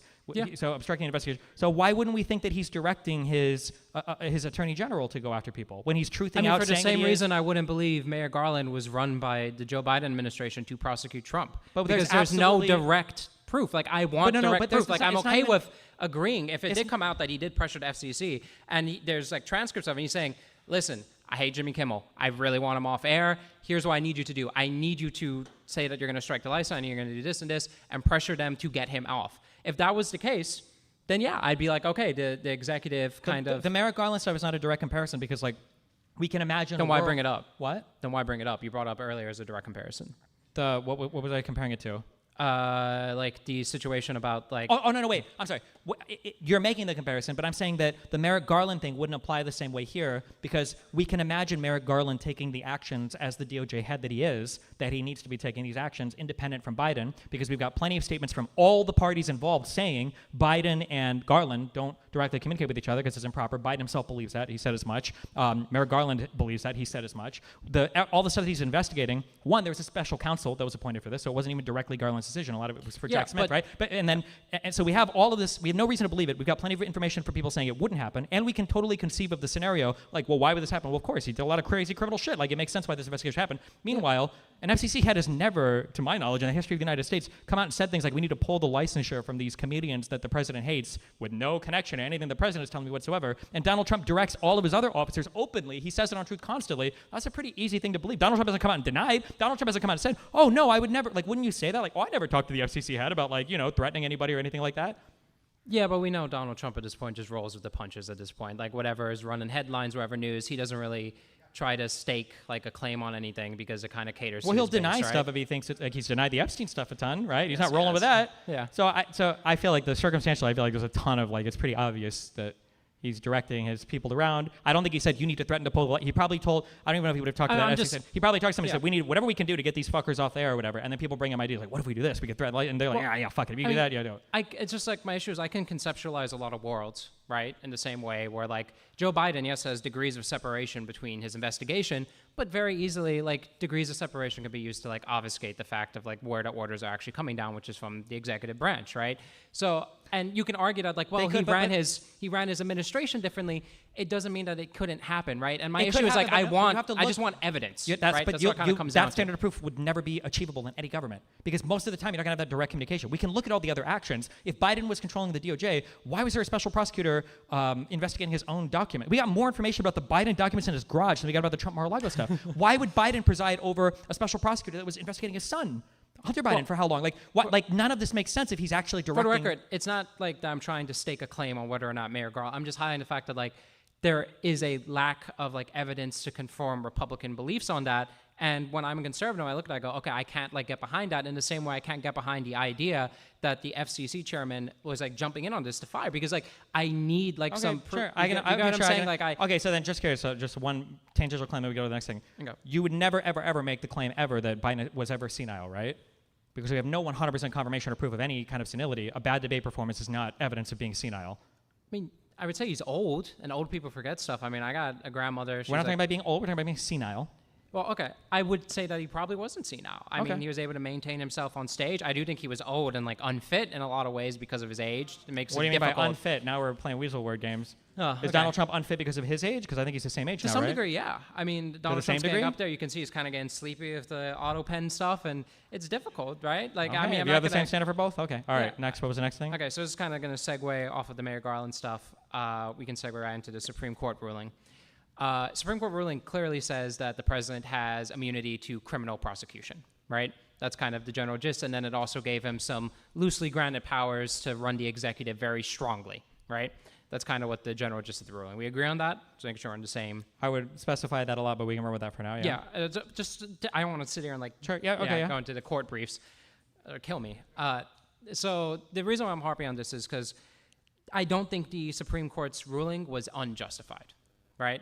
I think it was completely justified based off of like previous precedent that was set by previous presidents, right? So when we look at the conduct of, we can go way back to, all the way back to Andrew Jackson, right? This man single-handedly pulled out all the funding from every single bank in the national bank, split them up into pet banks. So he literally redistributed finances that were set for the government, redistributed them, wasn't impeached, wasn't charged for anything whatsoever. And now we have people like you complaining about the fact that, What was the, just curious, for Andrew Jackson, what would the crime he have committed, Ben? Did he steal this money for himself personally? well, the big issue is that, one, Congress was not in session when he did this. Yeah, So but I'm asking Congress what the couldn't even crime- have an opinion Sure. on What was him. what was the crime he committed? Well, the crime for impeachment would have been the fact that, I guess you could argue embezzlement, you could argue a ton of things because Well, the fact embezzlement, that, doesn't that mean you're personally stealing and mishandling the money? Like yeah, yourself? because there's the pet banks that he put them in were well-known associates that were in his party and privilege and favor towards him. There's like, you could charge him of a bunch of things. 'Cause it's insane. It's insane to be able to take all the money and purposely bankrupt the national bank without Something could be Congress's insane, opinion. but I don't know if it's a crime. Yeah, but without Congress's approval, who is the coin purser, right? Okay, why So didn't we Congress have- impeach him afterwards when they came back? I think there wasn't enough seats that were like against him to be able to properly follow through with the impeachment. They did publicly censure him, which is basically like Congress's ability to condemn a sitting Okay. president. It's as close as you can get to an impeachment without being able to actually charge anyone. So it would be similar if like the Democrats got together and said, we really disagree that Donald Trump, like the woman he assaulted, right, and lost a civil case to. Like, they could publicly censor him about that and be like, this is really bad. It's like a strong disapproval. But there's an example like that, and people complain about the way Trump's handling the money structure, right? With the way he's just like letting funds drive in certain things. This has been well established as it's something that the president can well, to be do. clear, that's not why he was being criminally charged. He's being criminally charged for intentionally mishandling classified material, and then he's being criminally charged for an obstruction of our rights related to the trying to coup the government, basically. Yeah, I'm just setting up like previous situations where the president was not charged basically for like being able to conduct duties under the executive branch, right? Because the Treasury is under his executive branch. So one, I'm I don't know enough details about the Andrew Jackson thing to fucking Yeah. say. So I have a feeling Fair, that if I were to look into that, I feel like I would probably come away with a different understanding than how you're describing it. Number one. Number two, it doesn't sound like you've clearly enunciated like crimes that he's committed, because criminal stuff is different than like doing improper stuff procedurally. And then three, I mean, like a more recent example I would say is, why did Ford pardon Nixon if the concept was, the understanding was that like Nixon could never be charged with a crime? It's a really good point. Question. Do you think a pardon is an admission of guilt? I think it's how it's considered, yeah. How do you feel about Biden pardoning his cabinet and his members in his house? Do you think that's an admission of guilt? Because you just said that a pardon is an admission of guilt. I mean, that's generally how it's written. I mean, like formally, that is how it's taken. So do you yeah. think Biden's office committed crimes then? I think they would have been charged with crimes. Oh, no. You just said that a pardon is an admission of guilt, which is Yes. why it matters in the Ford case, Ford pardoning Nixon, because the reason why it shows that the president can be charged Correct. is because of the fact that the president is not immune technically, Correct. because why else would Ford cover for Nixon? Yep. In the same way, if a pardon is that heavily weighed and that implicit of a sentencing of guilt, how on earth could you argue the same case isn't for Biden pardoning his cabinet? You're transposing the argument onto something different. The question right now is whether or not somebody can be criminally charged for a thing. It Yeah, seems like the understanding was Nixon could be criminally charged. But right? where is that coming from? Because that's what every reasonable person would assume. Nobody would assume the president of the United States is beyond criminal charges. Everybody would assume Well, that. I mean, when I'm looking at the Andrew Jackson situation, That's- where, it's so- and then this you is also like did so far back, But and for the I- record, I can continue through, so we can look at the Trail of Tears that he did. Then we can move forward in Were history. these crimes? Well, yeah, I mean, I would consider the forcible relocation of the Native Americans and attempted genocide of them to be a crime, especially I know since this they is were. going to sound cold, but I guess in front of my audience, but like a genocide is not like a crime. Like you can't be charged in the United States for that as a crime if your function as like commander in chief or whatever, right? If that's what you're doing. I mean, It's if you want shitty to and argue that they were citizens of the United States, which they were since we, annexed their land, right? They were citizens of the United States. Forcibly relocating your own citizens is definitely against the Quartering Act, number one, if we want to go through the Constitution. But you could go bit by bit, ripping apart the way it's not even equal treatment, right? All those other things. And then to go further in history, we look at FDR and the internment camps, which were concentration camps for the record, completely not charged for literally stripping U.S. citizens of their own rights. He was Okay. not impeached for violating their freedom of speech, for violating their right to autonomy, for violating, like they're literally being quartered by soldiers in their own home. For the They're breaking internment camp- literally breaking multiple constitutional Sure. amendments. So no, they're not. Okay. So for the internment camp stuff, that was literally, I'm pretty sure, law passed by Congress granting the power to the It was ability- not a law passed by that, Congress. Wasn't that from the Nope, it was an Alien Enemies executive Act? order. It was an executive I'm order sure that he came did top down. the executive order, like ordering it, but the authority to do that, pretty sure, came from the Nope. Alien Enemies Act. It might have come from the Alien Enemies Act, but the main point is that it was an executive order used. An executive order is just the president saying they're going to do a thing. He can't create new laws. Well, until Trump, you can't create new laws with an executive order. It's just like a direction for your I mean, branch. to some degree, you but can't- the power that he was drawing from came from the Alien Enemies Act. That's To where he s- got the authority to do that. To some degree, you can create new laws with No. like.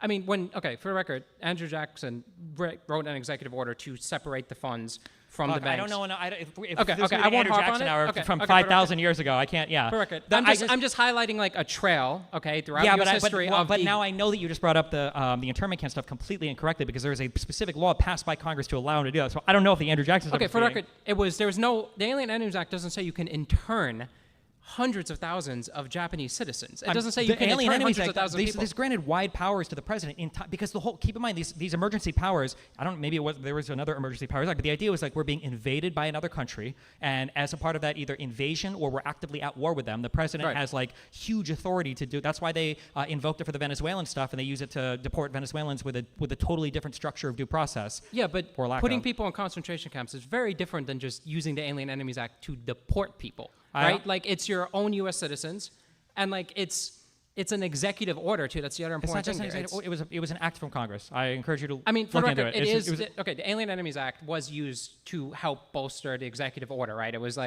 the thing that was used as a permission to. But the executive, it's not like the Alien Enemies Act says, well, we can put a bunch of people in concentration camps. It doesn't say that. I think it gives just, the president the ability for people from enemy countries, nationalities, or I don't know if it included ethnicity or not, but nationalities were allowed to, like, without like due process, to be like detained in like times of war and stuff. That was a huge power that was granted via that.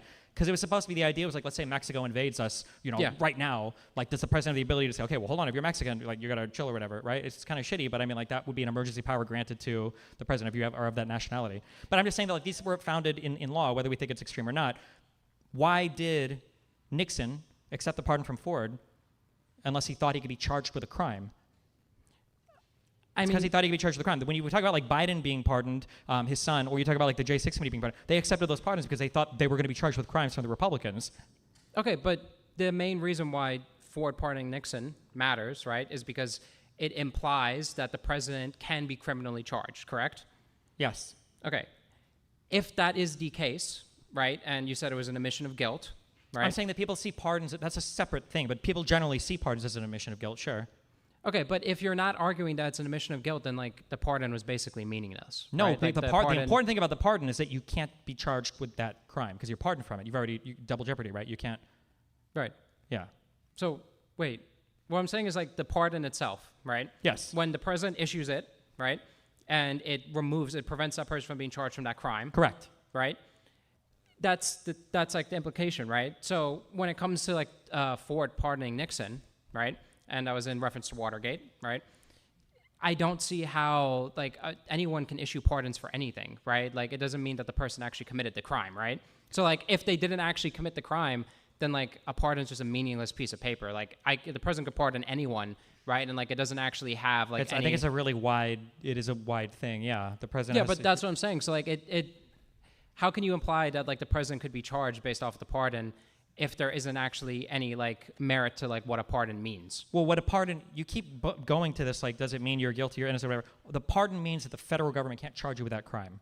Yeah, but then the reason why I'm bringing up the Biden situation is why would Biden pardon his family members if he wasn't worried that they could be charged with crimes? Because he was worried they were going to be charged with crimes.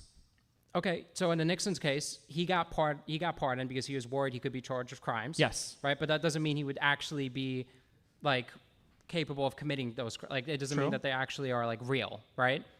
That's what we're acknowledging. I'm just saying that he was acting, and everybody in the country was under the assumption, and all of our investigative bodies were the assumption that the president could be charged with crimes. And everybody was acting in that way. Like, that was the assumption. Like, of course, the president could be charged with crimes.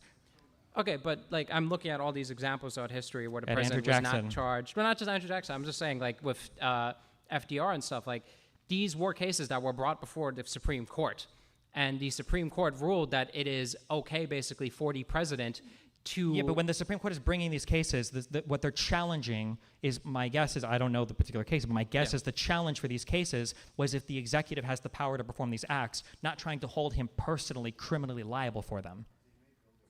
Okay, I get where you're. Okay. And Trump's stuff wasn't like this would be a totally different conversation if we were talking about Trump committed some act as president doing a thing or whatever. He was doing things for his personal beneficial gain. That was the issue. They were crimes that he was personally committing for his own personal enrichment, not like actions as his role as president, like he tries to say or like the Supreme Court tried to say. Okay. And when you're talking about those actions, right? So the whole argument for immunity stemmed from the idea that like whatever the president does under the executive branch, right, is something that basically can't be charged to Kind some of, degree yeah. criminally. I That's mean, what, it's- that's the conclusion they came to, right? Oh, And that's like that's- something that has been upheld in court after court after court, right? Like the Well, what do you mean? president. We just got this like 3 or 4, like 3 years. Was this 2022 or 2023? 2023. Yeah. So what do you mean? It's been upheld time. It's like a I brand mean, new I'm just saying, ruling. like historically, like throughout the history of president, like the president has acted in time and time again in ways that have broken or bended the laws of Congress and not been charged basically with those crimes, right? And I like, can't. it's- Where he's personally done a criminal act that he could be charged with a crime with, I just don't think so. I mean, how? Wait, like do you not think that like the actions taken? And by the way, later on, the Supreme Court ruled that what FDR did was wrong, Sure. right? So, But like, even if he was wrong, that doesn't mean he's criminally liable. okay, so you don't think the president would be criminally liable for putting through an unconstitutional executive order that puts people in concentration camps? No. Why not? You Because don't. So just to get this cleared up, Mm-hmm. if the president put through an executive order, like Donald Trump just decides to drone strike Joe Biden for whatever reason, if he puts through that executive order, he can't be criminally held responsible for that, right? Well, according to the current Supreme Court, he can't Well, be. that's what I'm saying. Yeah. But I think he should be, because I would argue in that role, unless he had intelligence or something saying otherwise, right? It seems like he's just like paying somebody, or he's carrying it like a hit. He's murdering somebody. Yeah. Now, for instance, if it was the case privately that we find out, that for JFK and the internment camps or whatever, where he, he's like, oh, there's like these 300 Asian guys that I fucking hate, and I'm gonna do this like internment camp thing because I hate these motherfuckers because they beat me in pie So there or has whatever. to be like some level of intent to it. Is that what you're saying? Yeah, Or- well, intention is a huge. It's half the criminal thing, right? The actus reus and the mens so rea, if, right? Well, if Trump just goes through and does something that can't be deemed as intention, because you can't necessarily be in the president's head at all times. No, we are absolutely in people's heads. That's how we charge every crime. Okay, but that's what I'm saying. Like, if it comes down to intention, right? And we know the intention of like certain people, like FDR and other people, were to like respond negatively to these groups of people. Like, For what reason, though? Personally, because they thought it was in the best interest of the country. Because you would have to make an Yeah. argument that he's like personally trying to kidnap and detain people because he personally hates them or whatever, right? But he's clearly acting in his role as president. Then that's seems really hard. I don't know what crime you would charge him with. But for Donald Trump, it's very obvious that he wasn't acting in any of his roles as president. Half the fucking shit that was happening was his own personal goonies. Fair. Fucking Giuliani, Sidney Powell, these weren't even members of the White House or anything, right? He's very clearly not acting in his capacity as president. And all of the orders that he's issuing, he's telling people to lie and stuff for his own personal gain. These aren't presidential actions that he's doing maybe improperly. These are criminal acts that he's doing personally for personal gain. yeah, but I'm just saying like these things have been like ruled in like future rulings to be like criminal, basically, and like nothing No, comes. they're not ruled criminal. If I a mean- thing is made illegal, you can't do a thing that doesn't make it criminal. A criminal thing is like there are criminal statutes made up. Criminal statutes mean that you can be charged with a crime Right. where you kind of a deprivation of rights and everything. They're not procedural civil things where people can just be sued for money or you did an improper act or you're censured or whatever. But like, I guess I'm just like highlighting the fact that like the president has gone about multiple things in like kind of unconstitutional ways or ways that the Supreme Court has deemed sure, but unconstitutional doesn't mean criminal. Well, what I'm highlighting here is like the president goes about unconstitutional things, and a lot of the things that happened during the J6 stuff, you would argue are unconstitutional, right? Like the whole ignoring of the Electoral Count Act, right? Like these are things No. that violate. I wouldn't say that was unconstitutional. I would say he was breaking the law. Why would he be breaking the law? Because he was criminally breaking. Well, because the ECA was a law, and he was telling people to break it. Okay. So that's conspiracy, to break the law. So actually breaking. Well, they didn't actually, I guess, because Pence didn't. But Okay, but if so, I know the big issue with the Break It Electoral Count Act is the fact that the votes were divvied up to Mike Pence at the end, and he was supposed to like throw them out or send it back to the House, right? That's the general gist of kind what's of. supposed to There happen. was. It's just how you count the electoral votes. Yeah. Yeah. So if that's kind of the case, right? Why did Democrats go and push through legislation to basically, like, if it was something illegal, why did they put in legislation to make it illegal after it happened? I don't know. It was stupid. They shouldn't have because these stupid arguments are used. Because Donald Trump knew he was breaking the law. It's in every single email that Eastman and Chesbrough are sending out. They know that they're breaking the law. Every time you hear a conservative, I know, but like, if the Democrats push through legislation like this, it clearly shows that even in their estimates, like, he wasn't breaking the law. It was an ambiguous law, no, right? With like the no, way. it wasn't ambiguous. That's why they mean, knew they were breaking it. Yeah, They- but I'm saying you can say that, but like, why did Democrats then go through because and they wanted to pass- tighten up the language a little bit. But they didn't need to. But they thought they could. But I mean, So he we would- just think like the entire Democratic House and Senate just thought they needed to tighten up language on a bill. Yeah, it was That's, virtue- there it was was a virtue no signal. like you get an entire like mass of Democratic like I just find it hard to believe.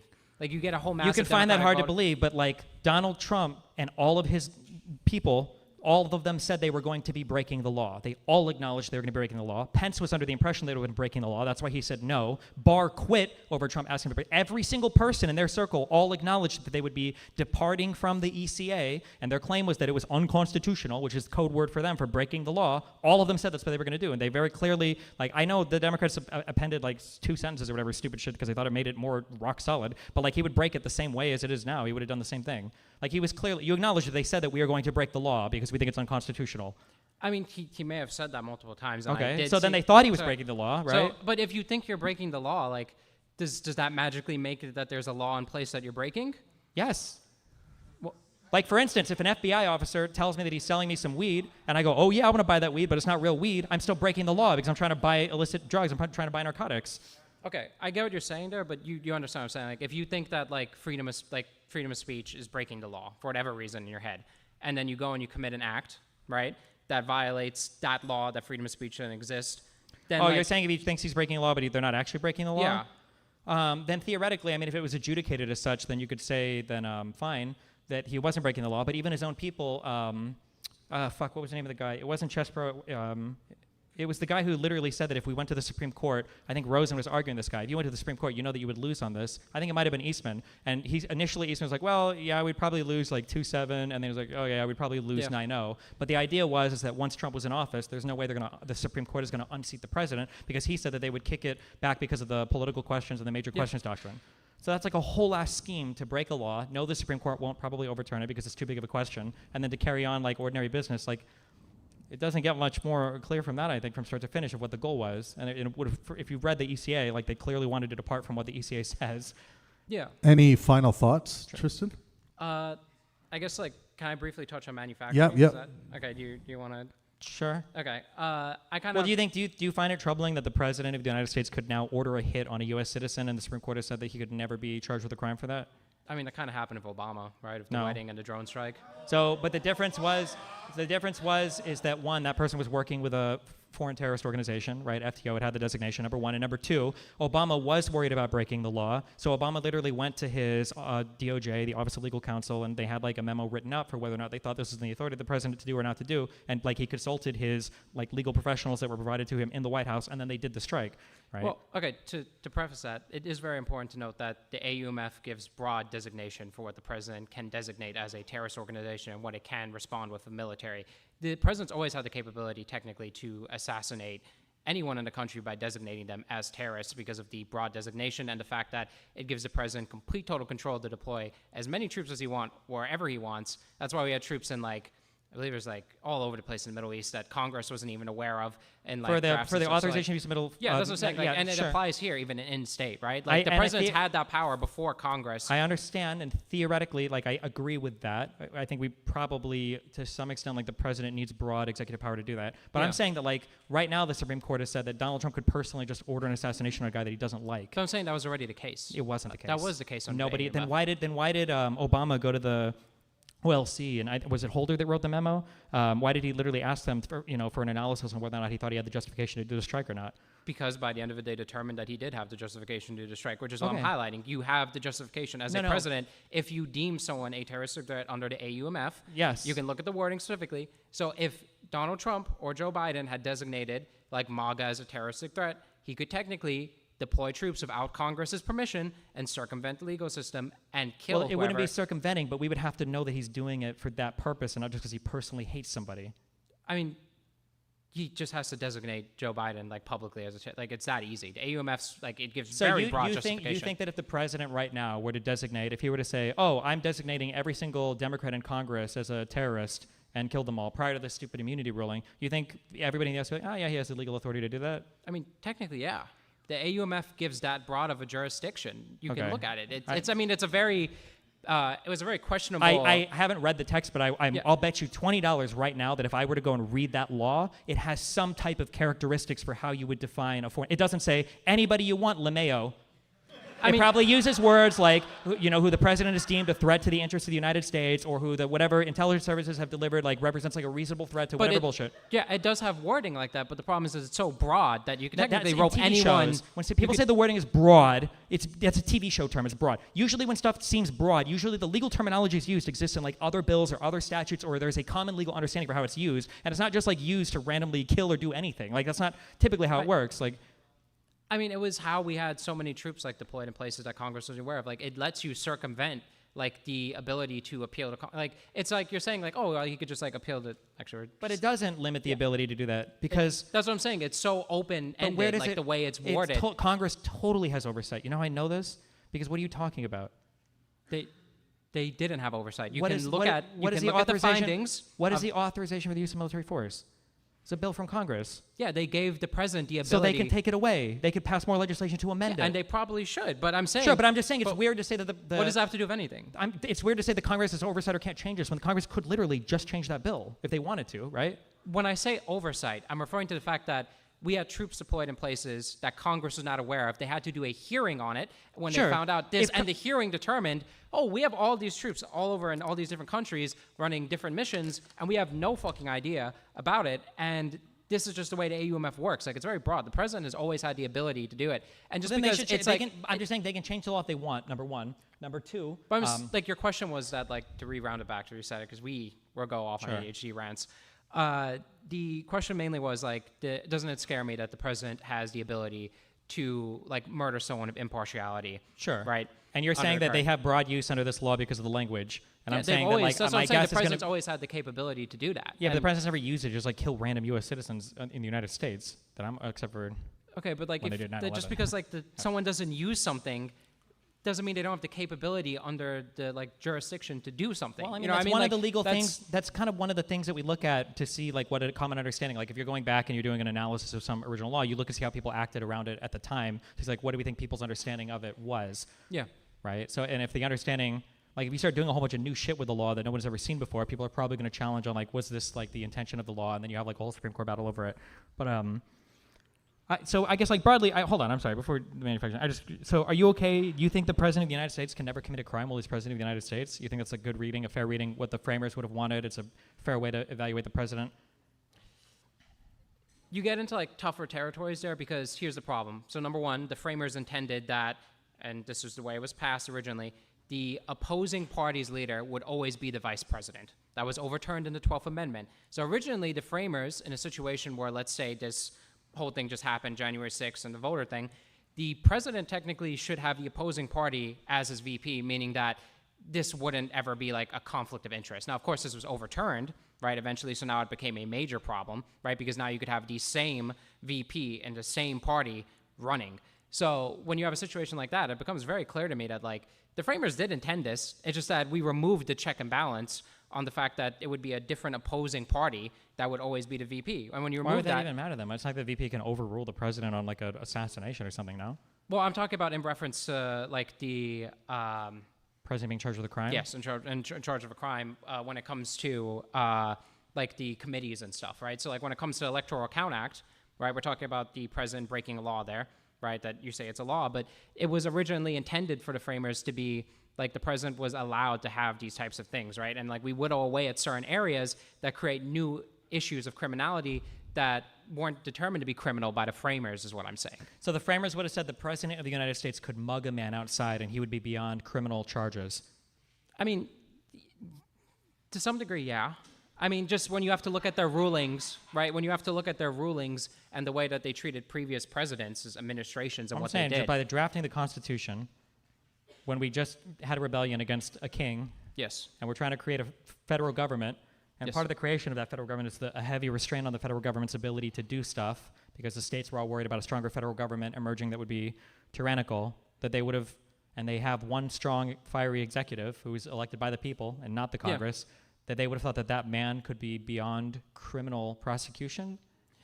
I mean, there's impeachment for that, right? That would be No, that would the be the impeachment is argument. There very would be different. impeachment. Impeachment is very different. Now- And impeachment exists explicitly not for that. Well, impeachment exists for the removal of the president when he's being when he's basically derelict of duty, right? Sure, he's not yeah, following not through for on crime, Congress's though, not for orders. crimes. I know, but there's like there's like some more like you're like arguing in such a gray area, right? Because like it's not- technically but no, breaking no, the Constitution to be clear, isn't outright a before law. Trump, this wasn't a gray area to anybody.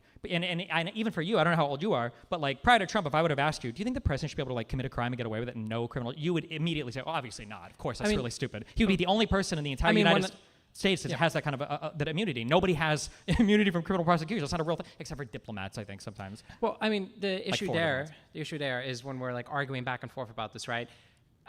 If I did sit down and do the research, I would come to like a similar conclusion, even about Trump's existence. That yeah, I mean, it looks historic. Like the president gets away with a lot of bullshit, and you can argue like, oh, well, it's not criminally charged. He never really got criminally charged. Well, I think it's horrendous, like morally, to like intern a bunch of people in concentration camps and like hold guns to their head and say, like, if you leave, we're going to shoot you. It's Like, horrendous morally to cheat on your partner, but that doesn't make it a crime. It doesn't mean it's a criminally prosecutable thing. yeah, but this is like the weird area that like I'm. It's not a like, weird area. We're in a very specific area. Can you be charged with a crime if you're the president? I feel like the answer is obviously yes. Everybody's mean- always operated that way, and we would always have that assumption.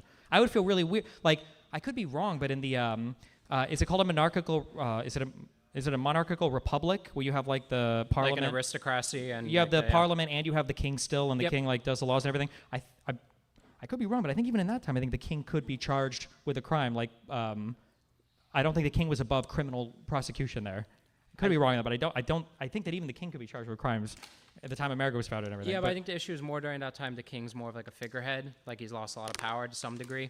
It depends on which governments time you're of the talking about. revolution in the Where- United where- States? Well, okay, it depends on which governments we're talking about, and like we could really get nitty gritty there, but let's not do that. Okay. All right. Okay. I think it's crazy the idea that the United States of America that had a revolutionary war against a king that we thought wasn't giving us good representation, that we have now granted the ability for the president of the United States to commit crimes to personally benefit himself, and we have somehow come to this understanding that he should be immune from all criminal prosecution. I don't think before Trump, I don't think anybody in the country would have ever signed off on that. But post Trump, because of partisanship, I think some people have. I mean, every single time we've proven that he can be civilly charged, right? So, like, there's plenty of cases of presidents being civilly charged. So, FDR got civilly charged for the internment camps. He had to pay out reparations to the U.S. government. There's plenty of examples of, like, Wait civil a second. charges. Is that true? Yeah, we gave $20,000 to every single surviving. Hold on. We or JFK personally? Well, the U.S. government. Yeah, that's right, a which way is under different his thing because administration. presidents can't be held civilly liable. That was the whole point of the Nixon v. Fitzgerald case that Roberts so ignorantly relied on because that had to do with civil matters and not criminal matters. But Right. that case said that you can't sue the president because you lose your job. I think it was an FAA person or whatever. Well, yeah, in that type of situation. I'm talking about like civilly sued from like while you're in office, right? Like Donald Trump Yeah. got civilly sued for his rape case on office, right? That happened, right? Like Sure. while he was in office, from my understanding, or at least the investigation. Yeah, started you on can't sue the president while he's like in his role as president, which makes sense. Like if the president does like fires a bunch of people from government, you can't sue him for you losing Yes, your job. yeah. Right? Okay. it. But yeah, the I guess criminal like stuff is crazy. the big issue I'm kind of pushing towards is like just historically, it looks like the president gets away with a lot. Not And- crimes. Yeah, I know, but like when you're breaking the Constitution and we're saying That's not it's a not like crime. I know, but it's not like a chargeable quote unquote offense. That's But what when, we're like, talking about. That's important. it's just it's a little difficult when like morally reprehensible things are being done but aren't quote unquote But there's considered different crimes, procedures for addressing right? those things. If we think that there's a thing that we want to be stronger in the Constitution, or whatever, we can pass different legislation, or we can Yeah. change, we can amend the Constitution to change a thing. And so for criminal laws, we've got things that we as the public have decided these are crimes. We have an interest in citizens not committing them. But now we're saying the president is beyond that. But that's what I'm saying. So like if we're due like account in Congress having the right and responsibility to patch in these gaps, that's what the Democrats did after January 6th, right? They patched in the gap. That was an issue there. And like don't- what are we I know it's tough to kind of budge on, but like they did indeed like concede to some degree That doesn't like, mean they hey, it was doesn't legal. mean they conceded. They tried. All of Trump's people acknowledged that it was illegal. Well, I'm we just sh- saying, we like, should Bush, try to sorry. touch on manufacturing a little Okay. bit Yeah, before go we ahead. move on to our Manufacturing, next. Manufacturing. Yeah, I'm trying to. I just to clarify, I'm not trying to come off as bad faith. I hope I'm not. I'm trying to get like really into the nitty gritty details because that's how I prefer to like run conversations, debates. I hope you don't think I'm coming off as bad faith. No, I don't necessarily do. I just think if you want to get into the nitty gritty detail, we're doing the immunity thing. It's just Yeah. the immunity rule is just crazy. Yeah. Like fair. nobody. I don't. Yeah. Okay. It Manufacturing. has its issues. I won't disagree with that. So manufacturing, I think it's really important to return manufacturing to the United States of America When you say return manufacturing, you're in saying its that. full capacity. I'm talking World War II. Okay. Well, because we manufacture more than we have in all the history of the United States? Do we want even more manufacturing in the U.S.? When you say bring Yes. it back, you mean I'm bring talking back about- like base manufacturing or whatever? Yeah, I mean returning our factories back to the United States of America. So, for example, I would like to highlight in particular the troublesome areas for me personally are the pharmaceuticals that are mass manufactured over in China. We had who knows how many countless of people die because they couldn't basically acquire N95 masks. We couldn't acquire ventilators because a lot of that stuff is manufactured and produced in China, and they are going to pressure and prefer their own country over the United States of America. And who knows how many countless people died because of that.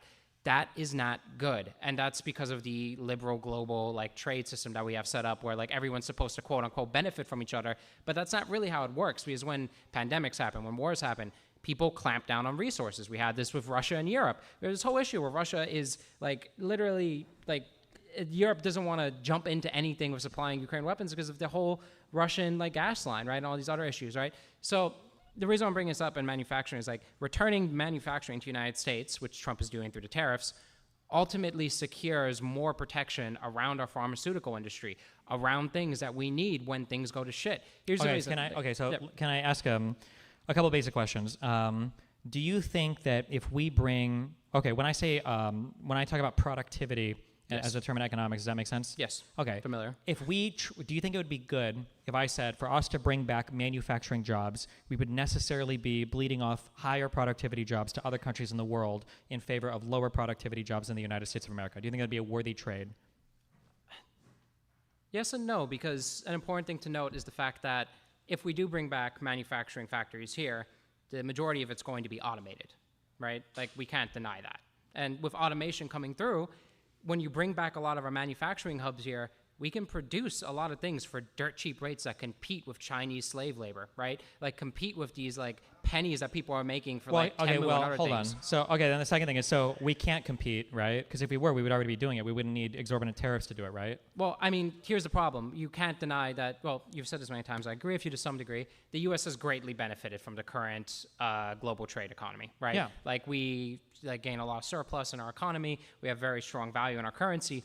The problem is we're so intertwined with all these other countries that when we do start pulling ourselves away over concerns of manufacturing like pharmaceuticals, which I think you would agree with me, it's probably not good that if we have a pandemic in the United States that China can just clamp down on their pharmaceutical product, either to A, screw us over because they can, or B, if they don't have any malicious intent, for their own people. That is a very dangerous situation to present, and when we're so entwined with China, it becomes very difficult because I don't see a way we can really distance ourselves from them because everyone has their own business interests, right? You talk about this a lot. Sure. So I'm curious, are you American or Canadian? American. Okay. I only asked this because I only learned this, I think, like a year or two ago. I didn't know this. Yeah. In Canada, how many Canadians in the house tonight? Oh, my God. Okay, damn. It's not that far away. Jesus. So in Canada, I love our Canadians, for the record. I love them. the provinces can set a lot of their own trade, like interstate, inside the country. Like We do some of that here, too. No, we absolutely don't. Not at all. We don't have any ability for states to conduct interstate commerce. No, they have to. Everything has to be reciprocated. Like a state couldn't make its own currency. I don't think that. Like I'm talking a state about like California couldn't okay, say my we're bad. not selling. I misunderstood what you're talking Okay, about. sure, Trade they there. can't, like, your currencies. Yeah, no, that's a Well, not just currency, but like I don't think California can say we don't ship to Arkansas or we have preferential trade deals with New York. and Yes, not- yeah, no, that was established. But like, I Yeah. thought you meant trade in general. I was like, no, they can like trade between states like that. Oh, they can trade, yeah. Yeah, But go I on, think yeah. in Canada, like I think like a province could say, we're going to have a different trade relationship with Alberta than we have with Calgary or Newfoundland or whatever these fake fucking places are, right? Yes. Right? They have the ability to do that. Do you think in the United States, do you think that we should allow the states to be able to conduct their own trade relationships with each other? Like, should California Ooh. be able to give preferential trade to New York and bar like Louisiana, Georgia, Alabama if they wanted to? You get into really dangerous territory with like laws like that when it comes to like preferential treatment between states, because then you could have purposely like beneficial states, let's say New York, or for whatever reason West Virginia. It's never going to happen, but let's say they have an economic boom and they like start seceding ahead, and then other states around them, because they don't want people to leave from their state to contribute to our economy or any numerous reasons, they could very easily gang up and like cripple that state by not like supplying it of certain things. So that would be a very big issue. So I kind of agree with that, like them having full freedom like that. Sure. Okay. So walk me through this, because I would agree with exactly what you would say, but then I would just extend that one level, and I would say I feel like countries all being self-interested in a really hardcore way would be really negative, because now if anything hits, all of these guys could be working together and going to try to fuck over the United States. They're not going to send us their best and brightest Yes. students, their best and brightest engineers. They're going to hoard all of that for themselves, and they're all going to fuck the U.S. over in the next natural disaster or world pandemic or whatever, because they know that the U.S. is like self-interested in that way. My issue is they already did this, right? China has shown that they literally hoarded So the reason why we pharmaceuticals, didn't like, have all those N95 masks and not insulators, not inebriators, ventilators, is because we had no leadership to think that it was a serious problem and try to get this stuff ahead of time. But for the record, he did, to some degree, at least at the beginning of his administration, think it was a serious problem. Otherwise, he wouldn't have thrown, trillions of dollars behind Operation Warp Speed. So clearly, he thought That COVID was a bad way problem. after that was Yeah, after I know, the fact, though. but I'm for saying the that if record- Donald Trump, as soon For as the the record, he WHO, did think it was a problem, not probably for the American people. He's kind of selfish, sure, but for I'm his saying economy. I'm saying right? that as soon as the United States started to take shit seriously, we got the shit we needed, right? Like I think the United States can spin up manufacturing for a lot of stuff if we need to, depending on the thing. But for N95s in the United States, I feel like we must be able to do that, right? Yeah, but like we do lack a lot of those facilities to be able to produce these things, right? And like the issue is like when we're relying on China for a lot of this like type of stuff, it becomes an issue when we come with supply. And yes, the U.S. can amount to that, but we shouldn't have that delayed of response and that issue. Even if it's like, let's say, like we were able to rebuild and like scale up our factories to produce N95s in a month. Sure. There should have never been that month in the first place taken too, because those people are dying. Our citizens are dying. Our people Sure. are dying So, too. like, I think- like you got what I'm saying? Like it well, here, shouldn't be. So like, I understand what you're saying, and I for think key that industries, let me say this: for key industry, I don't think we should be making Temu socks like that. That's ridiculous. Okay, well, so if that's the position you want to take, then I would say that you've completely abandoned Trump's position, and that's more or less that could be my position. If somebody wants to say there are certain types of industries that we should protect, like stuff related to agriculture, like food, animal ag, stuff related to defense, that we should have some protection on these industries, because it would be pretty silly if we imported 100% of our jet fuel or rocket fuel from China, if that's like our next big military opponent. Then I would say, like, yeah, of course. There's examples like that are time and time again. But that's not bringing back manufacturing in any capacity to like go back to the glory days. That's just saying that we should be protectionist around some national defense industries. That I think makes sense. But that's, you recognize that's a total departure from Trump's Well, tariffs. if I wanted to further expand on that position, I think it's important even to return all types of manufacturing to the United States, right? Because with certain advents in automation and the way automation has progressed so much, like it's becoming easier and easier for machines to take on tasks of humans. So it's easier and Sure. easier for the United States To to do- produce goods okay. and compete with China as a manufacturing power, right? Which is important because what won us World War I and World War II? It was the fact that the United States could shift over consumer industries into production of military products, right? We're looking at the Ukraine war right now. Why do they not have shells? Why are they struggling? Why did we have to sell so much of our old stockpile instead of our new one? Well, A, you could look at the obvious reason, which is the fact that like we don't want to give them our new toys. But Sure, B, but, like, what else? we need to be able to rapidly reproduce our like equipment and stuff. Like That's we don't have true, the capacity yes, here. but how And, did like, we win World War II against Japan? by literally shifting over our manufacturing facilities for consumer goods to military? Yeah, but what was the thing that ended We the went to war? total war It economy. happened twice. With what? Oh well, the bombs. But So that's a high for the record, productivity. that's not why. True, but that was a stated reason. It played into the fear factor in the world, okay, and it was probably a good thing. But For the like, record, the Japanese generals and the king, not the king, the Emperor. the emperor, literally said they could nuke us 4 to 5 more times and we wouldn't care. Like the government was so bad that I understand this. They, like, they so- were worried about the Soviet. I'm just saying, like, they were it's- worried about the Russians were going to come. I have and a feeling fucking you're going to kill argue that their- our specialized industries were like what helped us win the war. I not think the our specialized manufacturers. industries are really important. Yes. Yes, I'm not denying that they aren't But important. I don't think that we can have it all. I think that sometimes, like, I make fun of socialists and uber progressives when they think that we could have free healthcare with the same level of access and the same level of benefits for every single person. There's no resource strain. And conservatives make fun of them too for saying that. But then when we talk about manufacturing, we think that we could magically manufacture every single thing in the world that we import from every other country in the world, that we replace the entire world's working population with our own automated factories. And my question is, realistically, what do you think we have to give up to do that? Do you think we can do that at no cost? I mean, to some degree.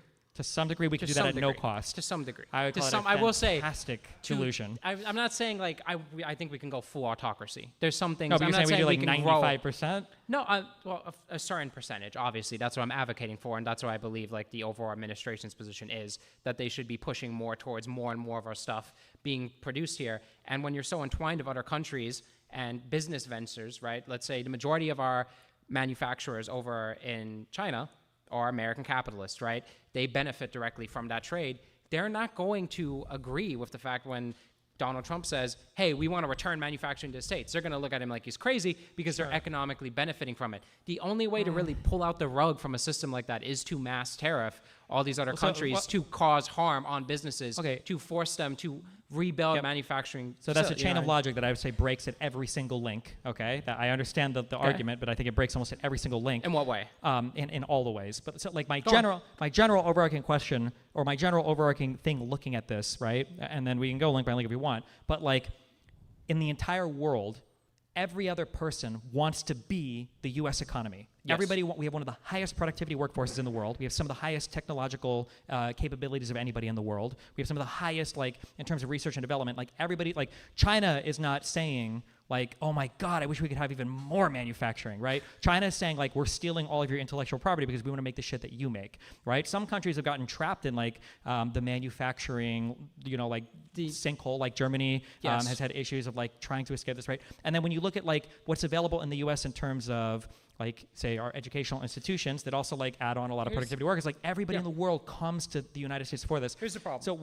So my question is, like, so the U.S. has, like, one of the highest productivity workforces. We do some of the highest tech and everything. Yes, And we import all of our, like, manufactured stuff from other people. So much so that, like, lefties in the U.S. and all the other countries sometimes like, fuck you guys, like, you're taking advantage of us when you do this. In what world where the U.S. is, like, obliterating everybody economically, technologically, intellectually, in terms of, like, the students and everything else, that we're looking at them, we're like, God, fuck, these guys are taking advantage of us. I want to be more like them. Like, what, if you can name one other country that we should try to be more like who are we even looking at? I mean, it's tough because America charts its own course, which is something I strongly believe. So America I think does its own what? America charts its own course, like historically. Like we've always been different from every other country in the world. I strongly believe that. Right? I'm very patriotic, very conservative. But we don't just chart we lead, right? Like people want to be more like us in a lot of ways. Yeah, because right? of the directions we take. And when we look at the state of the world right now. So then why would we go backwards? Well, because you have to look at the critical issues that we're facing around the world. We can't properly supply Ukraine. Why? Because we don't have the capability we used to during World War II. No, that's not true. We can't properly supply Ukraine right now because we don't have the political will to do so.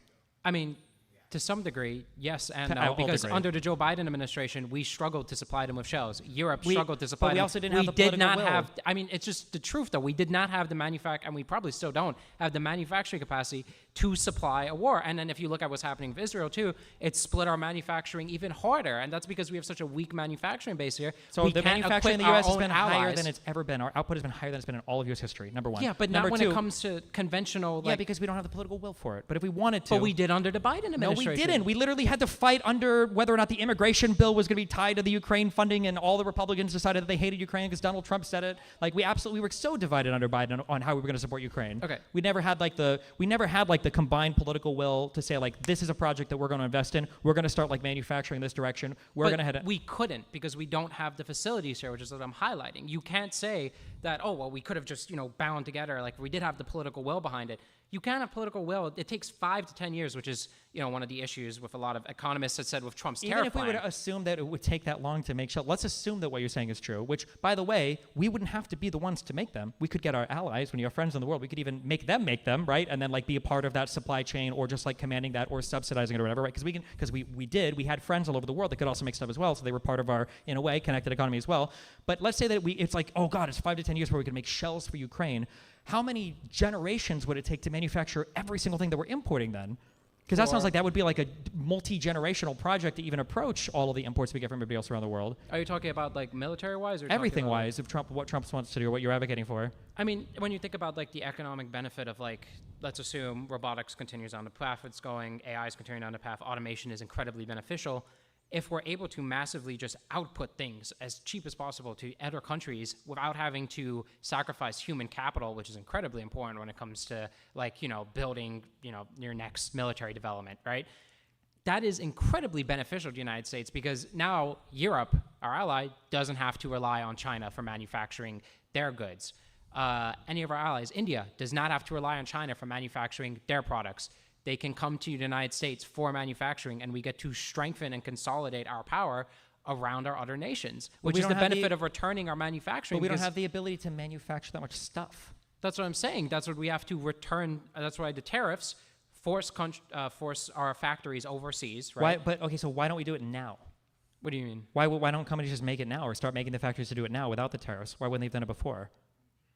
because they directly benefit from like the financial returns that they're getting from like having their factories over on cheap production there, and Correct. there's no incentives right now for the government. Like if I'm a factory owner in China, I'm producing tons of goods. There's no fucking incentive for me to just pack up my entire shop, move it over to the States. That's Yeah. fucking insane, Correct. right? Because it would be way more expensive. Yes, but that's because there's already buy-in to the Chinese government, right? And They've because already, it's cheaper.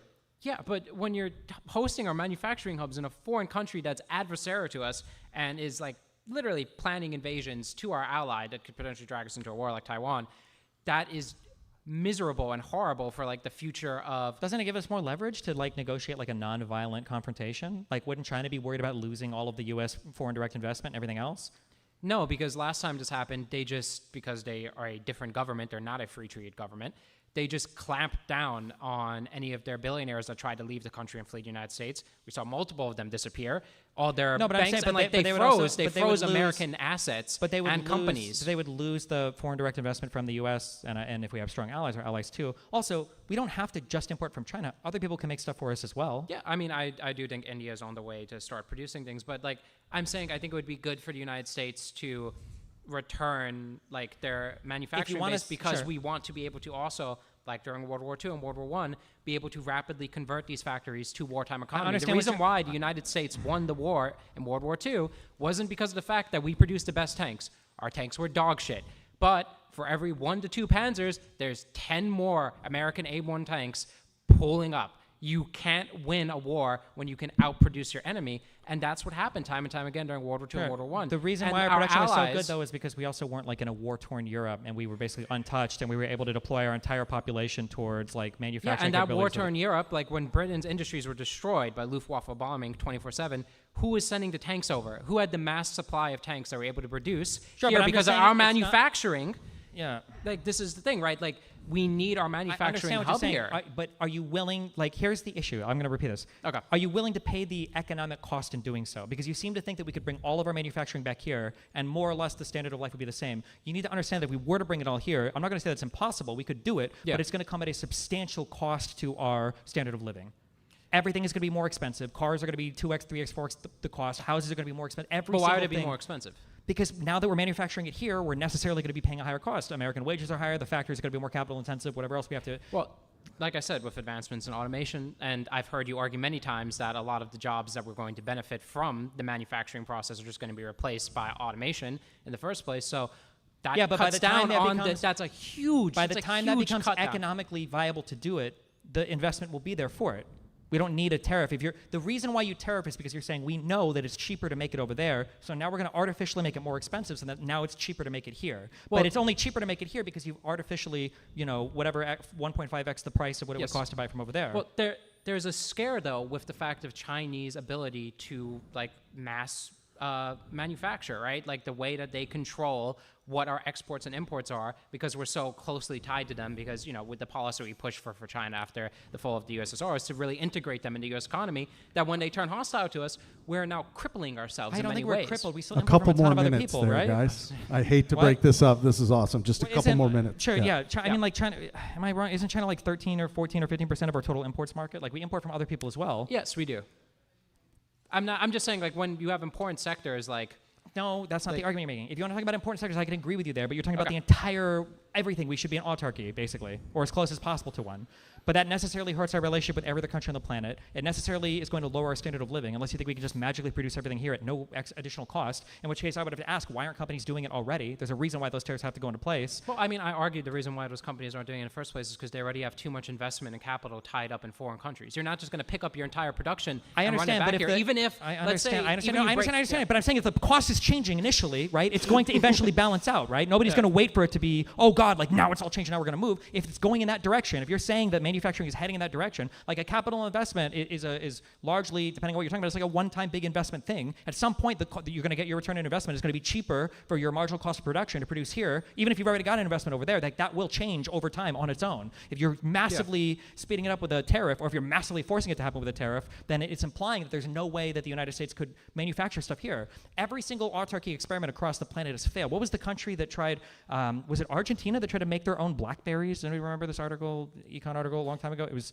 You could look at Germany trying to produce their own oil too. It went Sure, like horribly wrong, but I mean yeah. that's a natural resource extract from the ground. Unless you I'm make just it saying, about like refinement. they tried to become very independent from the global. Sure, I'm just saying that like Trade everything that we do with trading with other countries, it strengthens those countries, it strengthens our relationship with those countries, it strengthens our consumer market, it gives us a higher standard of living. Like there are so many positive like knock-on effects from this that to throw all of that away, and then especially when Trump has the audacity to claim that the reason why he can do this is because the U.S. has the best consumer market. We have the best consumer market because we have the highest productivity workforce, because we import so much like lower level stuff from other countries that allows our workers to fixate and specialize on higher productivity stuff. So the idea that he's saying we have the hottest market ever, yeah, because we have free trade, which he's trying to destroy, and we've got a high productivity workforce that he wants to trade for a low productivity one. So it's like, yeah, you're talking about all these amazing things we have, but we have them because we're a certain way, and you want to go back to the other way. I guess. Final thought there, Tristan. Okay, go ahead. Yeah, go ahead. I guess the one really big highlight I would push forward is the fact of like you talked about the theft of our intellectual property.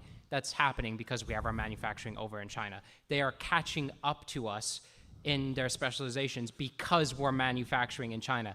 If we pulled back a fair bit, even like 90% of our stuff, they wouldn't have so much mobility to capitalize on our benefits. Sure. Final retort, and I can get the final retort. Okay, the only reason, again, why I don't like those arguments is because let's say, for instance, that was the goal, right? If China was the goal, then why not just target China and strengthen your relationship with everybody else?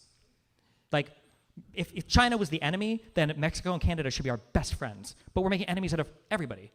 I mean, you do have to look at the fact that Trump has come down on certain tariff policies after certain imports were.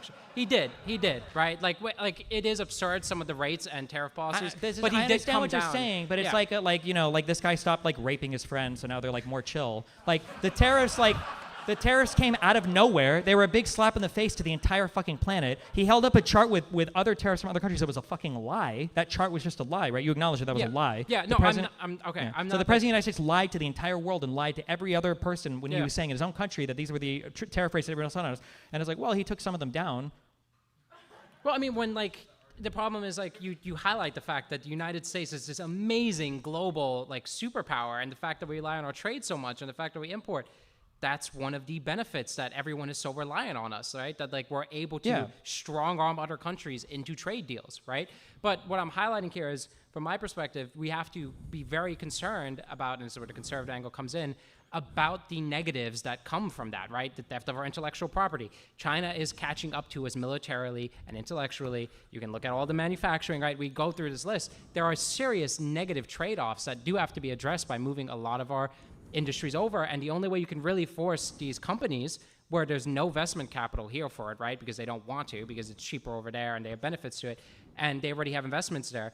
It would take them 5 to 10 years probably even to like pick up all their stuff and just be like, okay, we can move it back now that we made a return.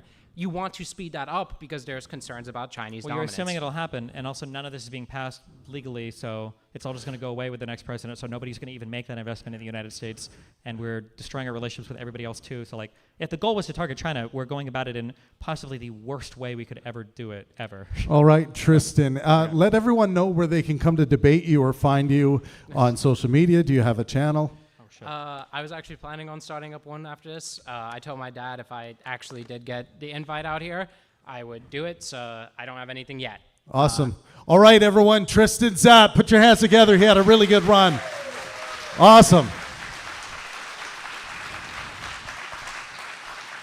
And keep it going for our next debater, Fred. Fred, you're up. It's your turn, Fred. Put your hands together. Keep clapping. Keep clapping. Get the blood pumping. All right.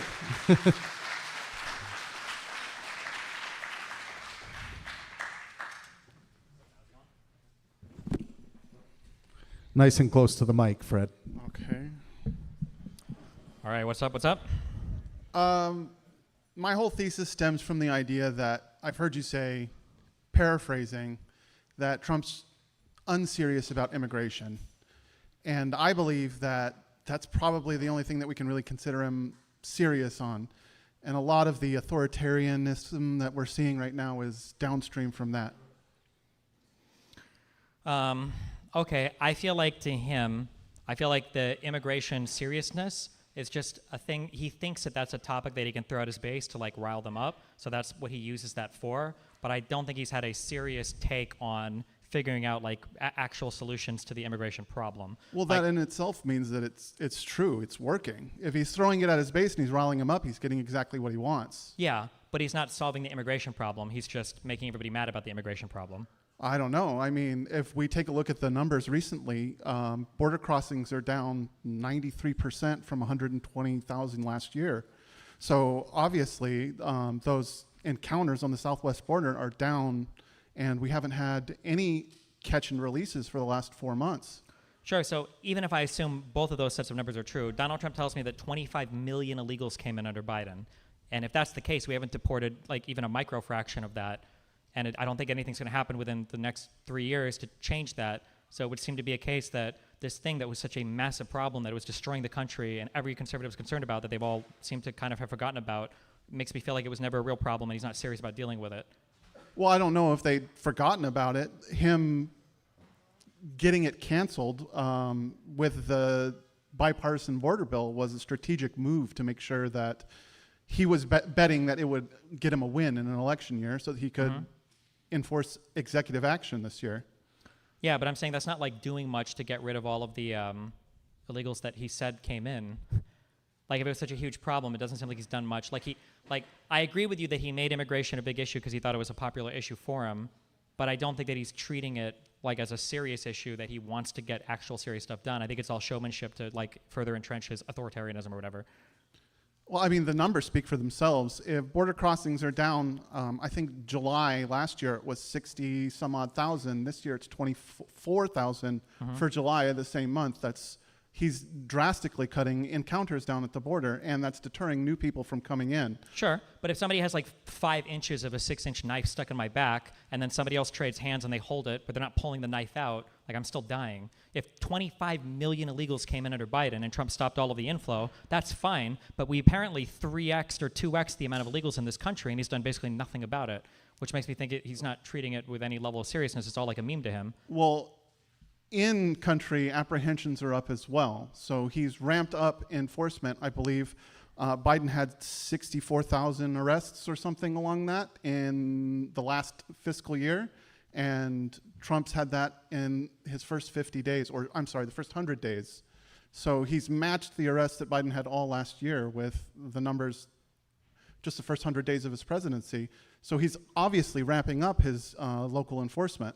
Sure, how many arrests was that? I believe it was 62,000. Okay, and you said that was in his first 100 days? Yeah. Okay, so I'll be generous and I will assume that, we'll say that it's not like, chances are it was higher in the very beginning because you go after the easy targets and then it's going to get harder, but let's assume that it's not. If we say that it was, we'll say 60,000 in the first 100 days, right? You said around 60,000. You're president for 4 years, which is what, like 1,200 and 240 is like 1,440 days. So we'll say about 1,400 days. Okay, so 14 times 60,000 is like 600,000 plus 240,000 is like, if I'm not fucking this up, like we're at less than like even, or fuck, I lost myself there. About like 1 million people deported. Like what? Like assuming that the same rate stays. I'm just showing like by the numbers. Like by the very end, he's deported 1/25 of everybody that came under Biden. And conservatives have been telling us that there's been a horrible immigration crisis prior to this. So that's like that's to me, that's what I'm saying is a deeply unserious position to have. Yeah. Well, I mean, okay, so not Even only if is he he 5x'd his deportation rate, 5x them, that would be maybe around 5 million out of 25 million that have come in illegally. the deterrence factor is also an issue as well. But that's for because, people coming in. Well, not only from people coming in, people self-deporting as well. Yeah, but we I don't believe have the like numbers. 10 million self-deporters, right? Well, the numbers in the immigrant population are down at least 2% so far for the first part of his term. So, In the immigrant population? yeah, it's trending down right now. Does that include legal immigrants?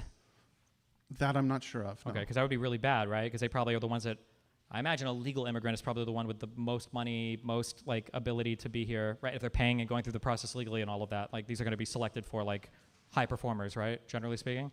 Yeah, generally speaking, yeah. Yeah. So if those people are leaving, that's probably really bad. Well, we can't say for sure that it's going to be those people specifically, or it's going to be illegal immigrants. It's just the immigration population, the immigrant population in general, is going down. So he is having an effect. And for every million people that are subtracted from the illegal population, we're saving billions of dollars. I don't think that's necessarily true, but like, I don't think it's going to be millions even by the end of his 4 years. And remember, the number that he keeps giving for Biden, assuming he hasn't increased it again, was 25 million illegals came in. Okay, so he has an unhealthy relationship with Fox News where he feeds into it and it feeds into him. So I don't really trust him when it comes to numbers. But the fact of the matter is, when it comes to the encounters that we have documented encounters under Biden that were astronomical, and he has lowered them significantly. So I know we keep going back to the encounters, but the 25 million that are here. do we know, okay, realistically, do we know how many illegal undocumented immigrants actually are here in the United States? I think prior to Biden, the estimate was usually around 12 to 13 million. Okay. So why are we going to assume that just because Trump said it, it is now 25 million? Well, but now you see the problem is you're asking me to trust his border numbers and you're asking me to trust his deportation numbers when he's already shown a propensity to lie about other numbers. Well, I'm asking you to trust the institutions' reporting of the numbers and not what's coming out of Trump's mouth. Sure, because but the institutions unfortunately- under Trump are still reporting. Well, are they? I think it's hard to trust after the jobs numbers came out and he fired the one lady. I think it was the head of the whatever is it? It's not CBP. That's Customs and Border Patrol. But the jobs department person, right? Or him trying to pressure and fire people who are part of the governor board for the Federal Reserve Board, or him like explicitly talking to all of his cabinet members, telling them what they need to say or do. Like for instance, this is an unfortunate thing, and I know this is a hyper-partisan issue, so it's hard to find any common ground. But like, if let's say that the shooter.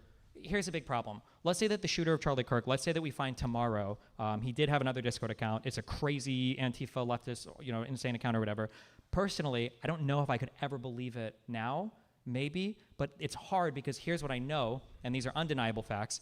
The President of the United States and I think Kash Patel and other members of Congress, they all staked a position on the identity of the shooter and his ideology before they knew anything about it. So why would I trust these same people who can't even admit the results of the 2020 election to come out and release information showing that they were wrong about something?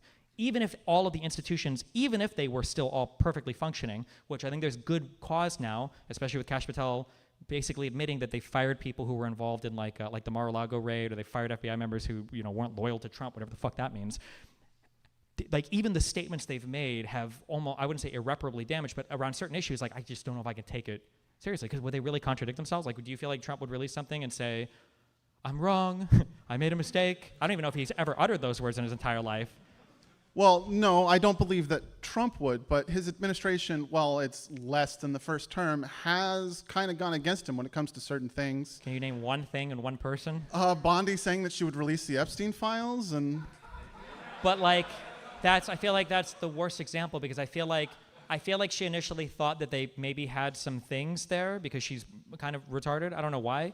But then Trump obviously now, I think we have a lot of information now saying that the FBI was marking stuff where Trump's name might have come up, and now we also have it not being released, and now all of them are defending the idea of not releasing anything more about it, so much so that like Mike Johnson is like not seating an elected person in the House for almost a month now, I think. So it seems like they are all following him, right? Like what? Like tell me, okay, so Pam Bondi said, in the Southern District of New York, we found a whole bunch of boxes of stuff in the fucking burn bags or whatever the fuck else. The burn bags might have been some Obama shit, I don't know. But we found a bunch of stuff, and then we're going to release it. And then I'm hearing from, people in the FBI and everything that they were showing stuff that involved Trump, and they, were marking stuff for him. And now we're hearing, I think she just said today or yesterday, actually there was no client list. What am I supposed to believe on that? Like if I'm just like an impartial observer. I would say you go with the FBI on that one generally. So a big issue that I have with the FBI is, was this Bongino or Kash Patel, or it might have been both? At least one of these guys, Bongino I think is the deputy FBI director, right under Kash Patel, was literally on a podcast with, I don't know if this was a Joe Rogan one or a Tim Pool one, but he's literally saying like, I've got friends in the CIA, and they've told me that they've seen all the Epstein stuff, and they know all the information, and everybody knows it's there. He said that. So now, and it was really awkward because it reminded me of fucking Hassan on Jenks' show when he had to apologize for the 9/11 comments.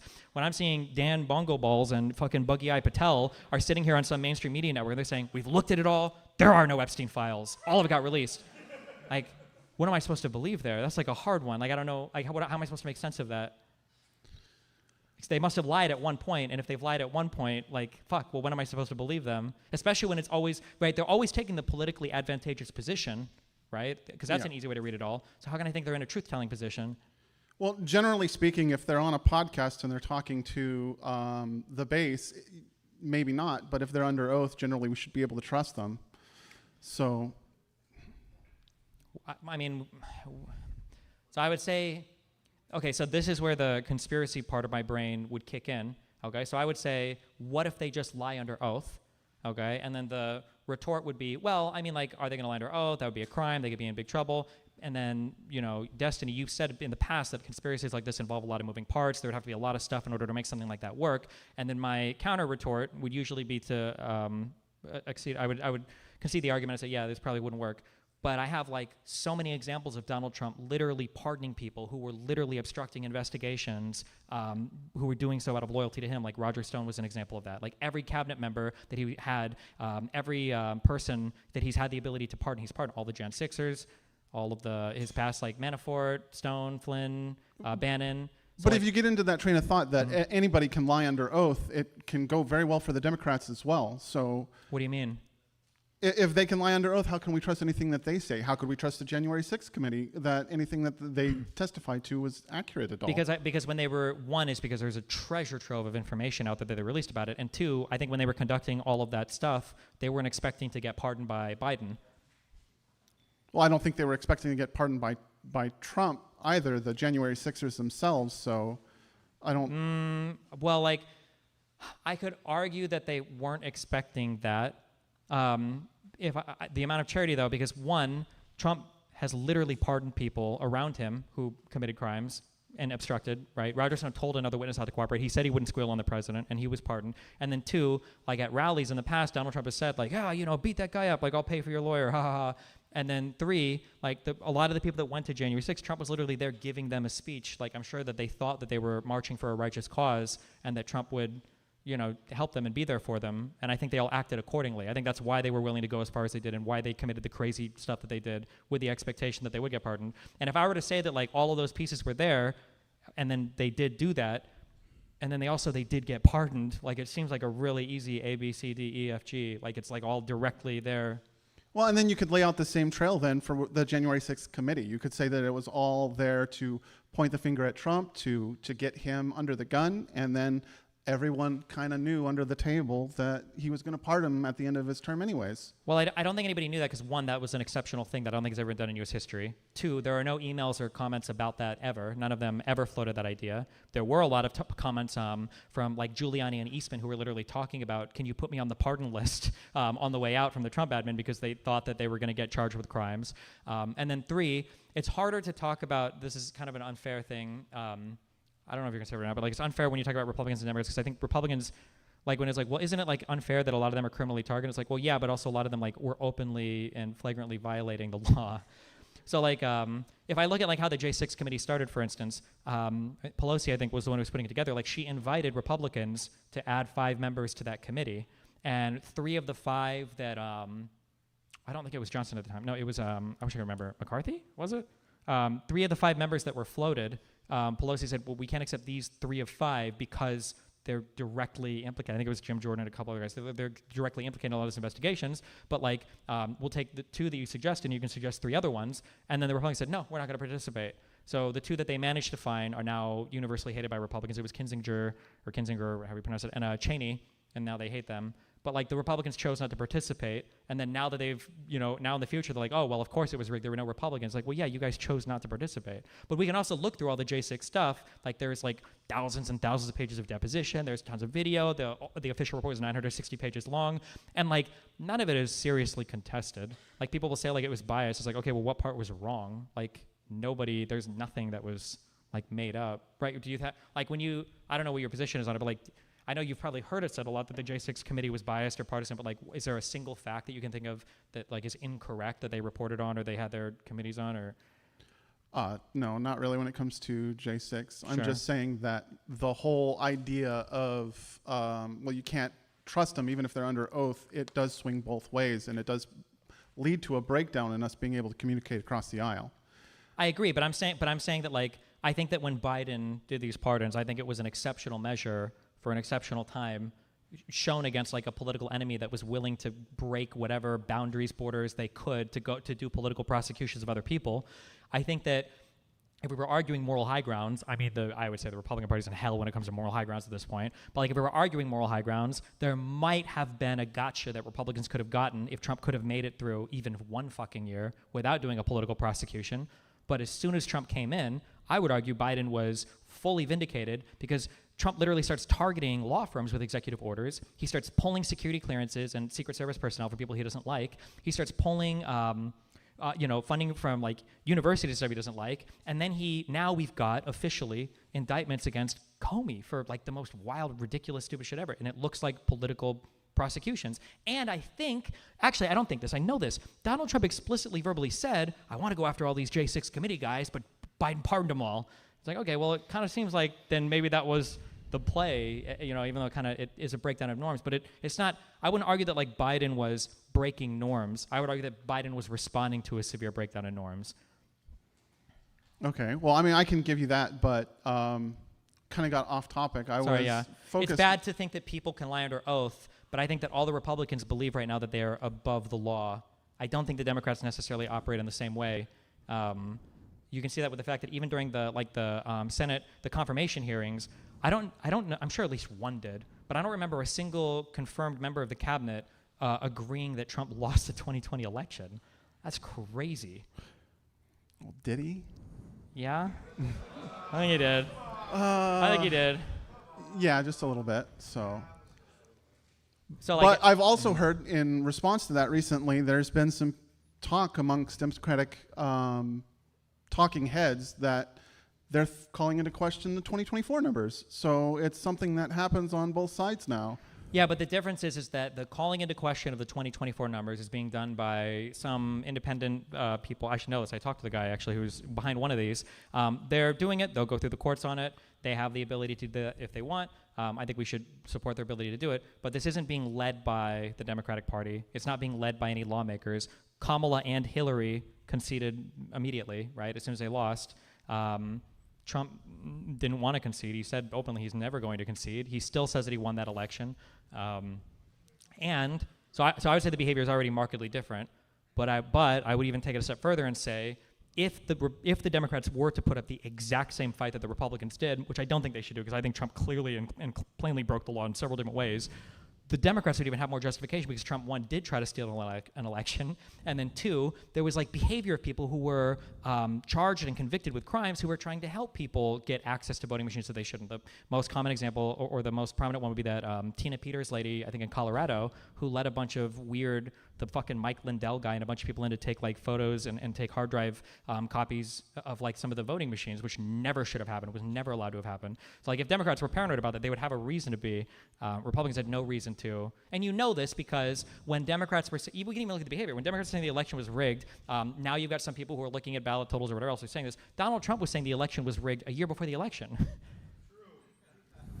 Well, he doesn't trust mail-in ballots because of Fox News told him not to trust it. So I don't agree. I think he doesn't trust them because he knew they were going to favor Democrats because of COVID. He knew the Democrats were more likely to stay home and vote because historically mail-in ballots never really favored one side or the other. If anything, I think the studies said they slightly favor conservatives because more military people tend to do the mail-in ballot thing. Fred, you still have more time, but I just need to make a quick announcement. Are there any other debaters in the audience that bought a debate ticket who haven't gone up yet? I'm just checking it out. And that's, is that David?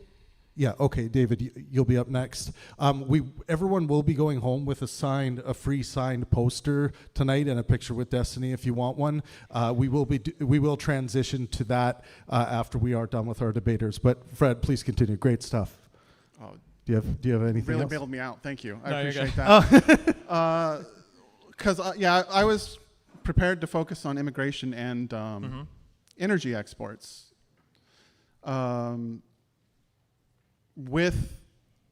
In general, you tend to say that Trump didn't really accomplish anything during his first term, and he did manage to up our net petroleum exports to the all-time high and get us towards, not completely, but towards energy independence.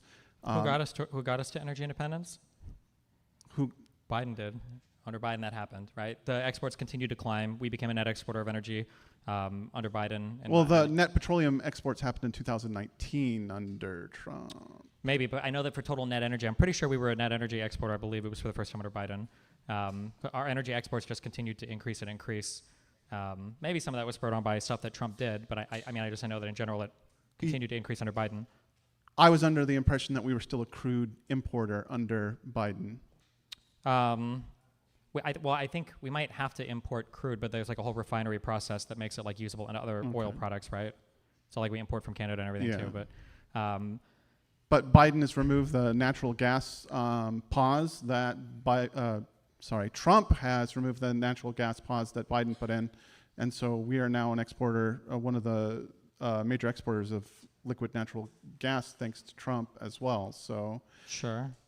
I would have to be fair, I'd have to have more familiarity with these policies to know, I guess, how I feel about them or why because like there are some things that he did, like there was one for like opening drilling on like federal lands or whatever, but I think that there were like so few like reserves related to this that it didn't really do anything.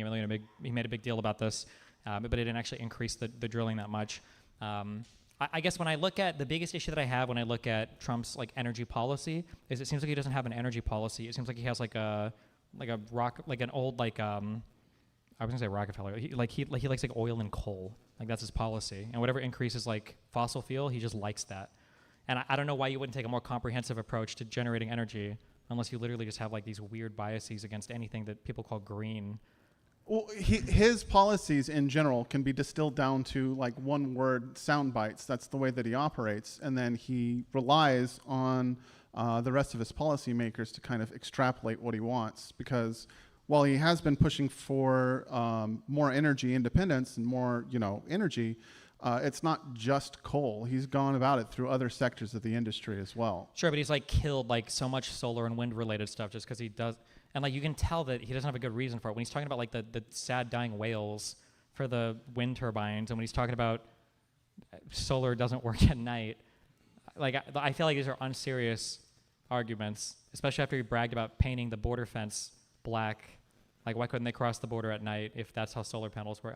It just seems like a very unserious position, which is my issue with like all the Trump positions, I guess, is there's not like this concentrated effort to really do like a big push in a reasonable way.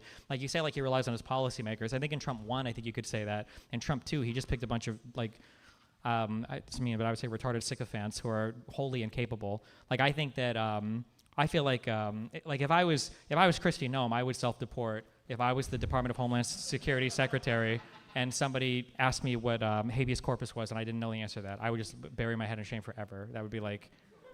But his team of sycophants has been able to accomplish more of what he wants this term. And if we say what he wants is like the crazy military operation style of deploying National Guard troops everywhere and everything else, but in terms of like actual accomplishments that are going to leave... America changed after this administration, like policy-wise, is basically nothing, right? Well, to be fair, like deploying troops on U.S. soil is definitely going to be a big change from the past. So. Yeah, he's done like a lot of authoritarian stuff, but he hasn't done like a lot of stuff that's going to leave like a positive, lasting effect if that was his goal. Like our trade relations with the rest of the world, I think, are going to be hurt after this presidency. They're hurt now. They're going to be hurt for a while. That's going to take a while to earn trust back. Our military alliances, I think, are severely undercut right now. Well, our military alliances, because of his pushing, spending in NATO is up across the board. Yeah, because he hates them. Yeah, he hates them because they weren't paying their fair share. Yeah, but the fact you just are willing to say he hated our NATO allies, again, that goes to my point. Okay, that it figuratively speaking. I don't think he actually hated them, but he took a look at the numbers, and we were paying the most. They weren't upholding their agreements, and he's got them to up their... Yeah, but that sounds like a progressive talking about taxes. Billionaires don't pay enough. Like, they're just mad. They don't sound like they want to make the country better. They just want to sound like they use taxes as a punishment. Yeah. If Trump was saying something along the lines of, like, I want to do XYZ mission, or I wish that our NATO allies contributed more so that we were a more cohesive unit or whatever, that's fine. But all he does is he shits on NATO constantly, and he brags about making people pay more money into it like it's a big fuck you to everybody. Like, that's the approach, right? Well, the big difference is, progressives would do that too if they could, but Trump has a big red button that allows him to push it and get instant gratification. So, of course, he's going to push that button. Yeah, but why would we support somebody like that as president? You're describing a retard. It's working for him in some It's strange working way. for him insofar as like he's like a good reality TV show host, but like I don't think it's working for us in the country. It depends on the metrics that you're going for, but yeah, Well, yeah, I guess if you're looking to watch reality TV. that's all American politics is right now, according to Yeah, Fox but why? News. So. Because we elected a reality TV star, I think, right? Like, I feel like Biden conducted himself in a manner more consistent with the decorum we would expect the President of the United States to conduct himself with than Trump has in the past and is currently doing. I would tend to agree with you on that one, but the fact of the matter is Biden had the tools in his kit to accomplish a lot of things that Trump is doing right now, and he just didn't do it. I think he Border accomplished- crossings are down, as I've said. Those numbers are true; they're hard facts, and Sure. they were done through executive order. So that border bill didn't need to be passed at all. Well, I mean, one, the EO is going to be challenged, and I think it is being challenged right now. I don't know where the case is at on that. And then two, we didn't get like all the increased funding and everything else for the arbitration judges to actually chew through all of the asylum seekers here that were caught and released to like actually decrease those numbers. Like those people are still going to be floating around for however long it takes to process them, because I don't think we ever increased the funding for the asylum judges or anything. Yeah, but we're not getting flooded with new people into the I system. understand so that. 25 million though, it's a lot. Any final thoughts Sure. there, Fred? I guess I just like Biden dealt with a lot in his administration, and I think he accomplished a lot. Right? We had the whole Ukraine-Russia war opened. We were coming off of all the crazy COVID stuff. We had the whole Israel-Palestine stuff, like explode. Like all of that stuff was going on internationally, and then we still had to rebuild in the United States, which we largely did. And then like inflation and the illegal immigration, everything was coming down at the end of his term. For Donald Trump, the illegal immigration was increasing. It was starting to go back up. It was higher in like the last 2 quarters or something than it was ever under Obama. But then COVID hit and everything shut down. So he was lucky there. He got saved on his immigration numbers there a lot. So yeah, I feel like if these were problems that we actually cared about, would you be happy? I guess the final question, I'll give you the last response. Like, if we got through these 4 years and all Donald Trump has done is executive orders and march the military around, and there's no legislation and no permanent solutions, or at least long-term solutions to any of the problems we have, would you consider that to be like a success or more successful than Kamala would have been?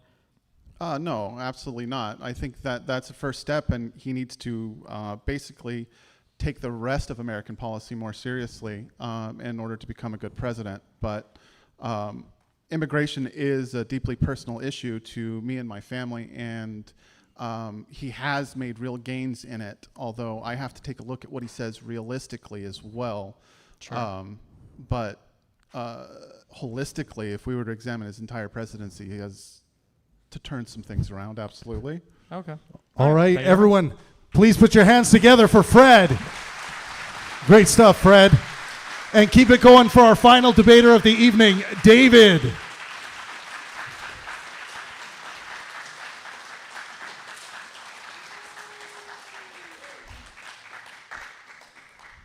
What does the shirt say, David? Rejected Zoomer. Ah. Okay.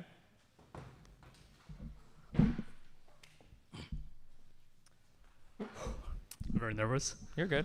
All right, what's up? Okay, so I have a few questions to ask you first.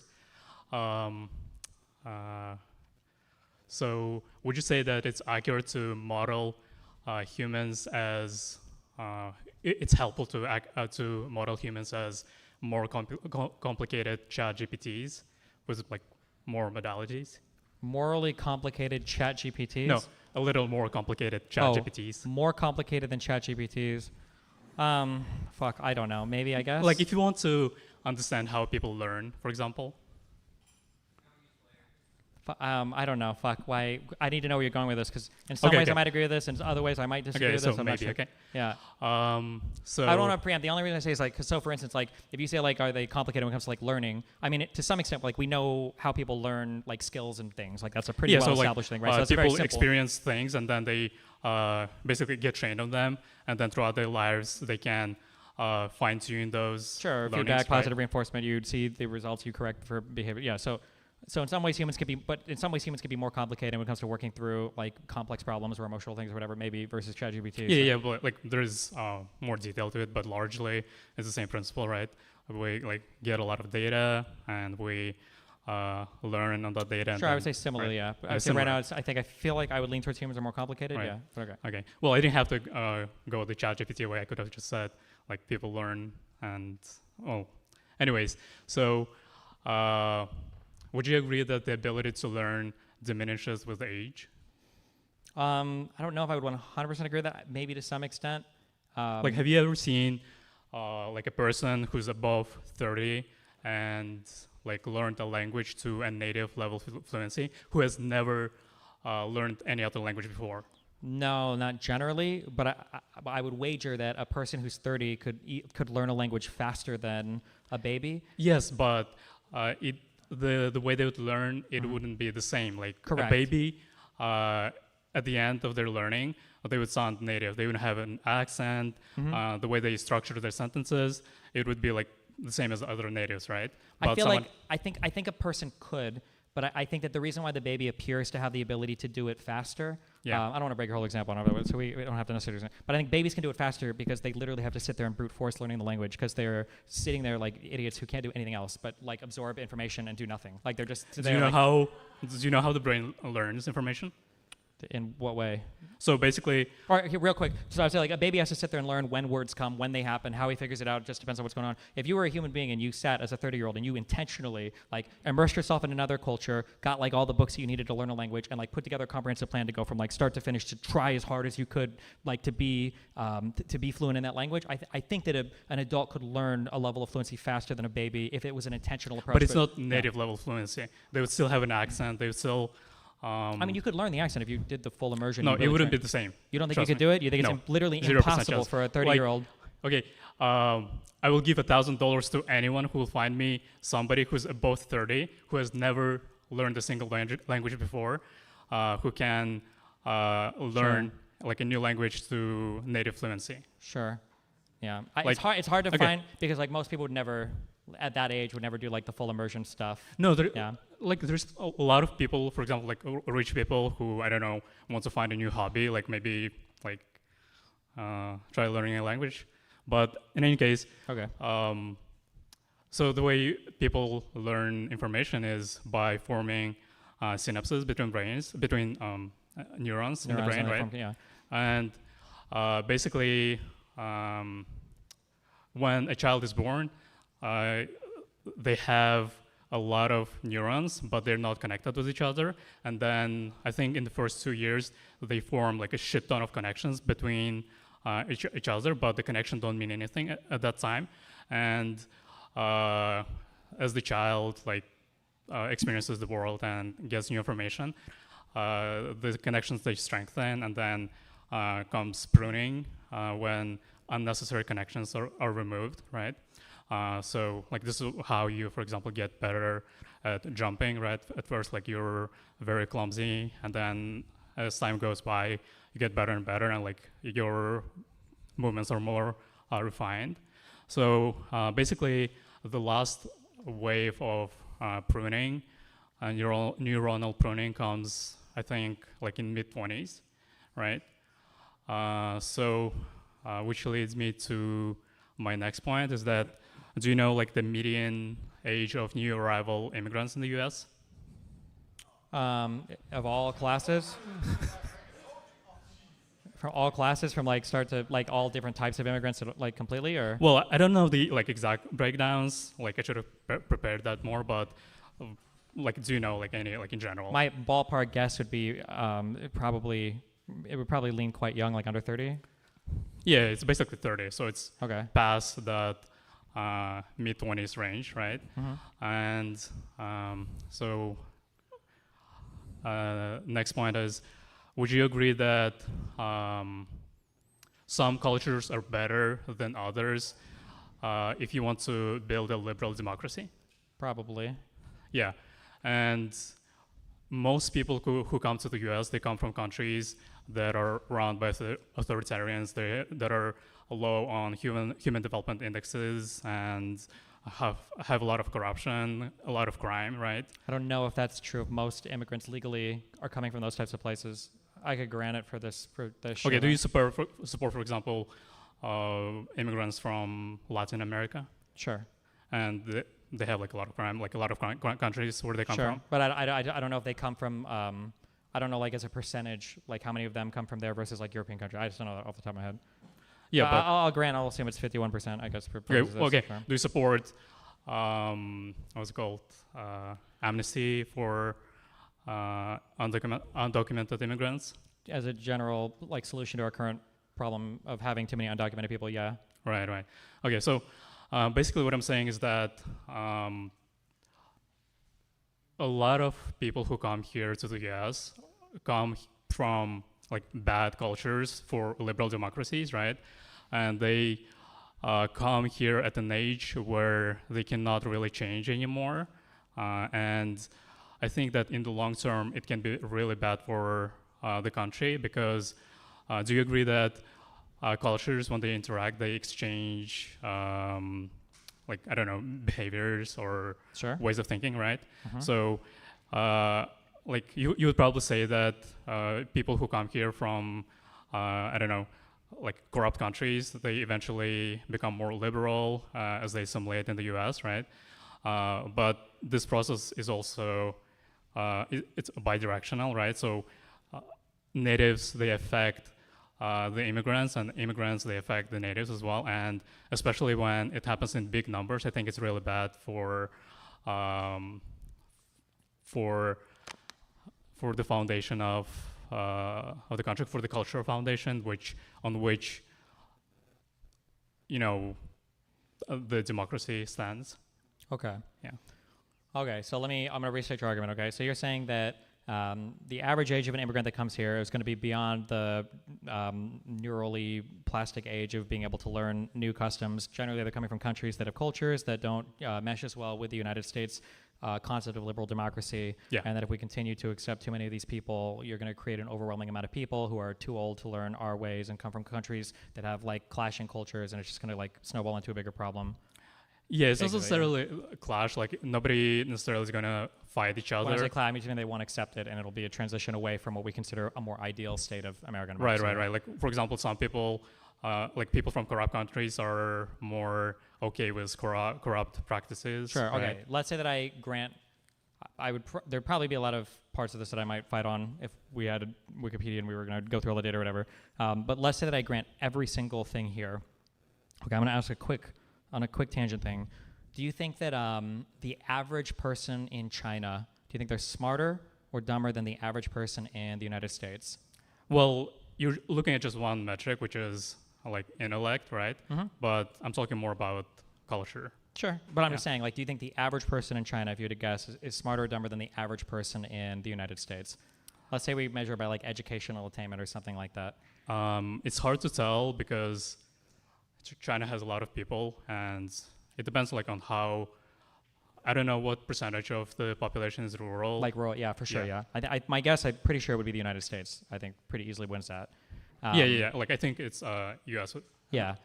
If I were to go in the United States and I were to say, who do you think is smarter, the average U.S. citizen or the average Chinese U.S. citizen? Who would you say? Sorry, could you repeat that? If I were to go in the United States and say, who's smarter, the average, like broadly, just the average American person or the average Chinese American person? Who do you think would be smarter on average? Chinese American. Easily, right? Yeah, I think it would probably be Chinese American. Yeah, so my question would be, even if I granted every single part of what you were saying, isn't there such an exceptional filter applied to people that immigrate to this country that a lot of these issues would either completely disappear or like greatly subside, such that if I were to break out the entire population of a corrupt country, the people who are the most likely to escape from that country are going to be the most likely to be like unhappy with the culture, unhappy with the way things are, and are going to be like the more highly educated, the more capable of adapting No, and changing. I think you're making a generous assumption. Like, why would you assume that? Why would you not assume that they just want to move here for economic reasons? My assumption would be based on the fact that immigrating is really hard. So you already have to like jump through certain hurdles to do it. So for instance, everybody at the very least who comes from across the oceans is almost always going to be like much higher educated than the average American and much wealthier. No, not everyone. Almost, I think. No, I think I don't know the numbers, but basically, I believe two-thirds of immigrants are basically what's it called? They're family members of the like primary immigrants. So maybe you can say that about the primary immigrant, but two-thirds aren't primary immigrants. Wait, what? How did that contradict what I said? Sorry, was that? How did that contradict what I said? Well, you said that the majority of people who come to the U.S. they're exceptionally highly from across educated. the oceans are going to be probably exceptional people from their countries, right? Like if you're just fed up and you live in like Somalia, and you're like, fuck, this place sucks. You're probably going up to Europe. You're probably not getting to the United States. If you're coming from a country like that to the United States, you're probably like on the upper echelon of society, just because the journey itself, it's going to cost a lot of money to get here, to do the paperwork, to do everything else. Well, maybe like, but the thing is, they still get trained on that, on that country's culture, right? So they still carry a lot of the They could carry customs, some of it, beliefs, sure. moral values. But like if I look at if I were to break out the composition of like U.S. culture, like right now, Yeah. I would probably say that there are a lot. My guess would be that if we were to sit down and like do questionnaires or whatever, there's probably a lot of immigrant groups that I would say far more cleanly aligned with my concept of U.S. democracy versus like say the MAGA movement as an aggregate that I would say is completely and totally in support of something that is absolutely fundamentally, foundationally oppositional to U.S. liberal democracy. And they're not immigrants at all. Or I mean, some of them are, but like the movement is primarily founded on Well, how do you know that? Is it just your assumption? how do I know what part? No, how do you know that the majority of immigrants they align with your views on democracy? Because my guess is they're going to be more in favor with, like separation of powers in the government, not having like an authoritarian. Why would you assume that again? It's just I guess most of them don't like Trump, generally speaking. Most of the immigrants. Also, you assume that because most of immigrants they don't like Trump, that they automatically support democracy and. I would say that. Could it be that they? I'm speaking probabilistically, but it would be very hard for me to accept anybody who voted Trump as saying that we have a similar construct of how American democracy is supposed to function. I would say Right. almost certainly we are diametrically opposed, and I could probably find a lot of immigrant classes in the United States that would more cleanly align with my view than theirs. Final thoughts, David. Okay, so I guess my main point is that. Or I guess I'll give a point and then you can respond. And so like I've heard this argument before a lot. I've debated a lot of different groups of people. I guess like the weird thing that's happened is I always try to look in the United States like, okay, well like where do I feel like this immigrant problem has like fundamentally changed the contours of U.S. liberal democracy in some places. After 9/11 in the U.S. we were told that Sharia law was coming here and Muslims are going to invade and set up mosques everywhere and fuck shit up. After all the illegal immigration from Latin America, I was told that Mexicans are going to take over and do some crazy shit and everything. And like the biggest thing that I see right now that's corroding all of like the U.S. democracy is like the white evangelical American movement. I think they're like the most like fascist-oriented, anti-American, anti-constitutional, anti-republic, anti-democratic, like anti-American ideology that I've seen, and it's huge and it's massive and it's like corruptive and corrosive and it's pervasive. And I guess it's just weird because I always thought it was supposed to be like a big group of like immigrant caravans from Latin America or people from Nigeria or Kenya like taking over everything. That's like that. So yeah, so my question would be like why? But maybe you don't agree with my assessment of MAGA, so then we would be fundamentally opposed there. But that was my feeling. I don't know why that never happened, or it didn't seem to happen, or maybe it didn't have enough time to happen. But like now I've got like white evangelical America trying to destroy my country. And then you can take your take on that, yeah. Well, I think the biggest wave of immigration happened like in the last probably 20 years, right? Especially from Latin America or I don't know, like other countries, like non-European countries. And I think Wait, can I? Fuck, real quick. I'm so sorry. Fuck you. Can I just challenge that just real quick? So when you look at like all the Ellis Island stuff, like all these people came from like actual like super fucky places that sometimes were fascist or authoritarian or were bombing each other fucking in Ireland and all this shit, right? But those people all seem to assimilate fairly well. What do you mean by assimilate? Like they share a common culture. Like I don't think anybody would look at an Italian or an Irishman and be like, oh, these guys aren't like us. Not now. I mean, back then they did. They made all the arguments that they'd never be able to assimilate. But Well, do you mean like first generation or? well, the first generation they would have said it, but then second, third, fourth generation are more assimilated into like U.S. liberal democracy. Yeah. Yeah, I don't actually believe that, especially like for a lot of like the Latino community, right? Because they tend to just live in their own like I don't know, ghettos, right? A lot of them don't speak English very well. Latinos? What do you say? Latinos? Well, South American immigrants. Okay. No, like undocumented illegal immigrants. I mean, I guess I don't interact or engage with that community that much. It might be true, I don't know, but okay. Yeah, Sorry, I think give me your because he's gonna kill me. Yeah, sorry. Okay, if you can answer that question and do your final thoughts, or whatever. Yeah, go ahead. I'll yeah, I stop think interrupting. like only 30% of undocumented immigrants they are proficient in English. But yeah, I guess like my main point is that like there's a good thing going on here in the West, right? Which is there's liberal democracy, and that I think the West should have higher immigration standards, because like at the moment what the US looks for or like the West looks for in immigrants is just them being like highly educated, smart people, and to them not being literal terrorists, right? I think there should be another layer added to the process, which is, I don't know, like a vibe check, right? To see like if they fit the Western culture, right? And yeah. Okay. All right. Thank you so much, David. Give David a round of applause. And that is the West Coast. Keep your applause going for your main man, Donald Trump's worst nightmare, Destiny.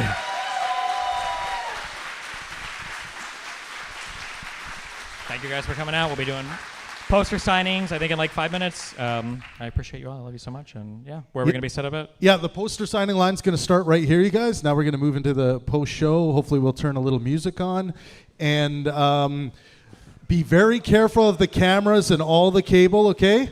Line's going to start right by me here. You're going to go on this side of the cameras, going this way. So first person right here. And it's going to go that way, the line, you guys. Everyone, the line's going to go towards the speakers. Yeah, see how they're forming the line here? And it's going to go all the way around. Be very careful.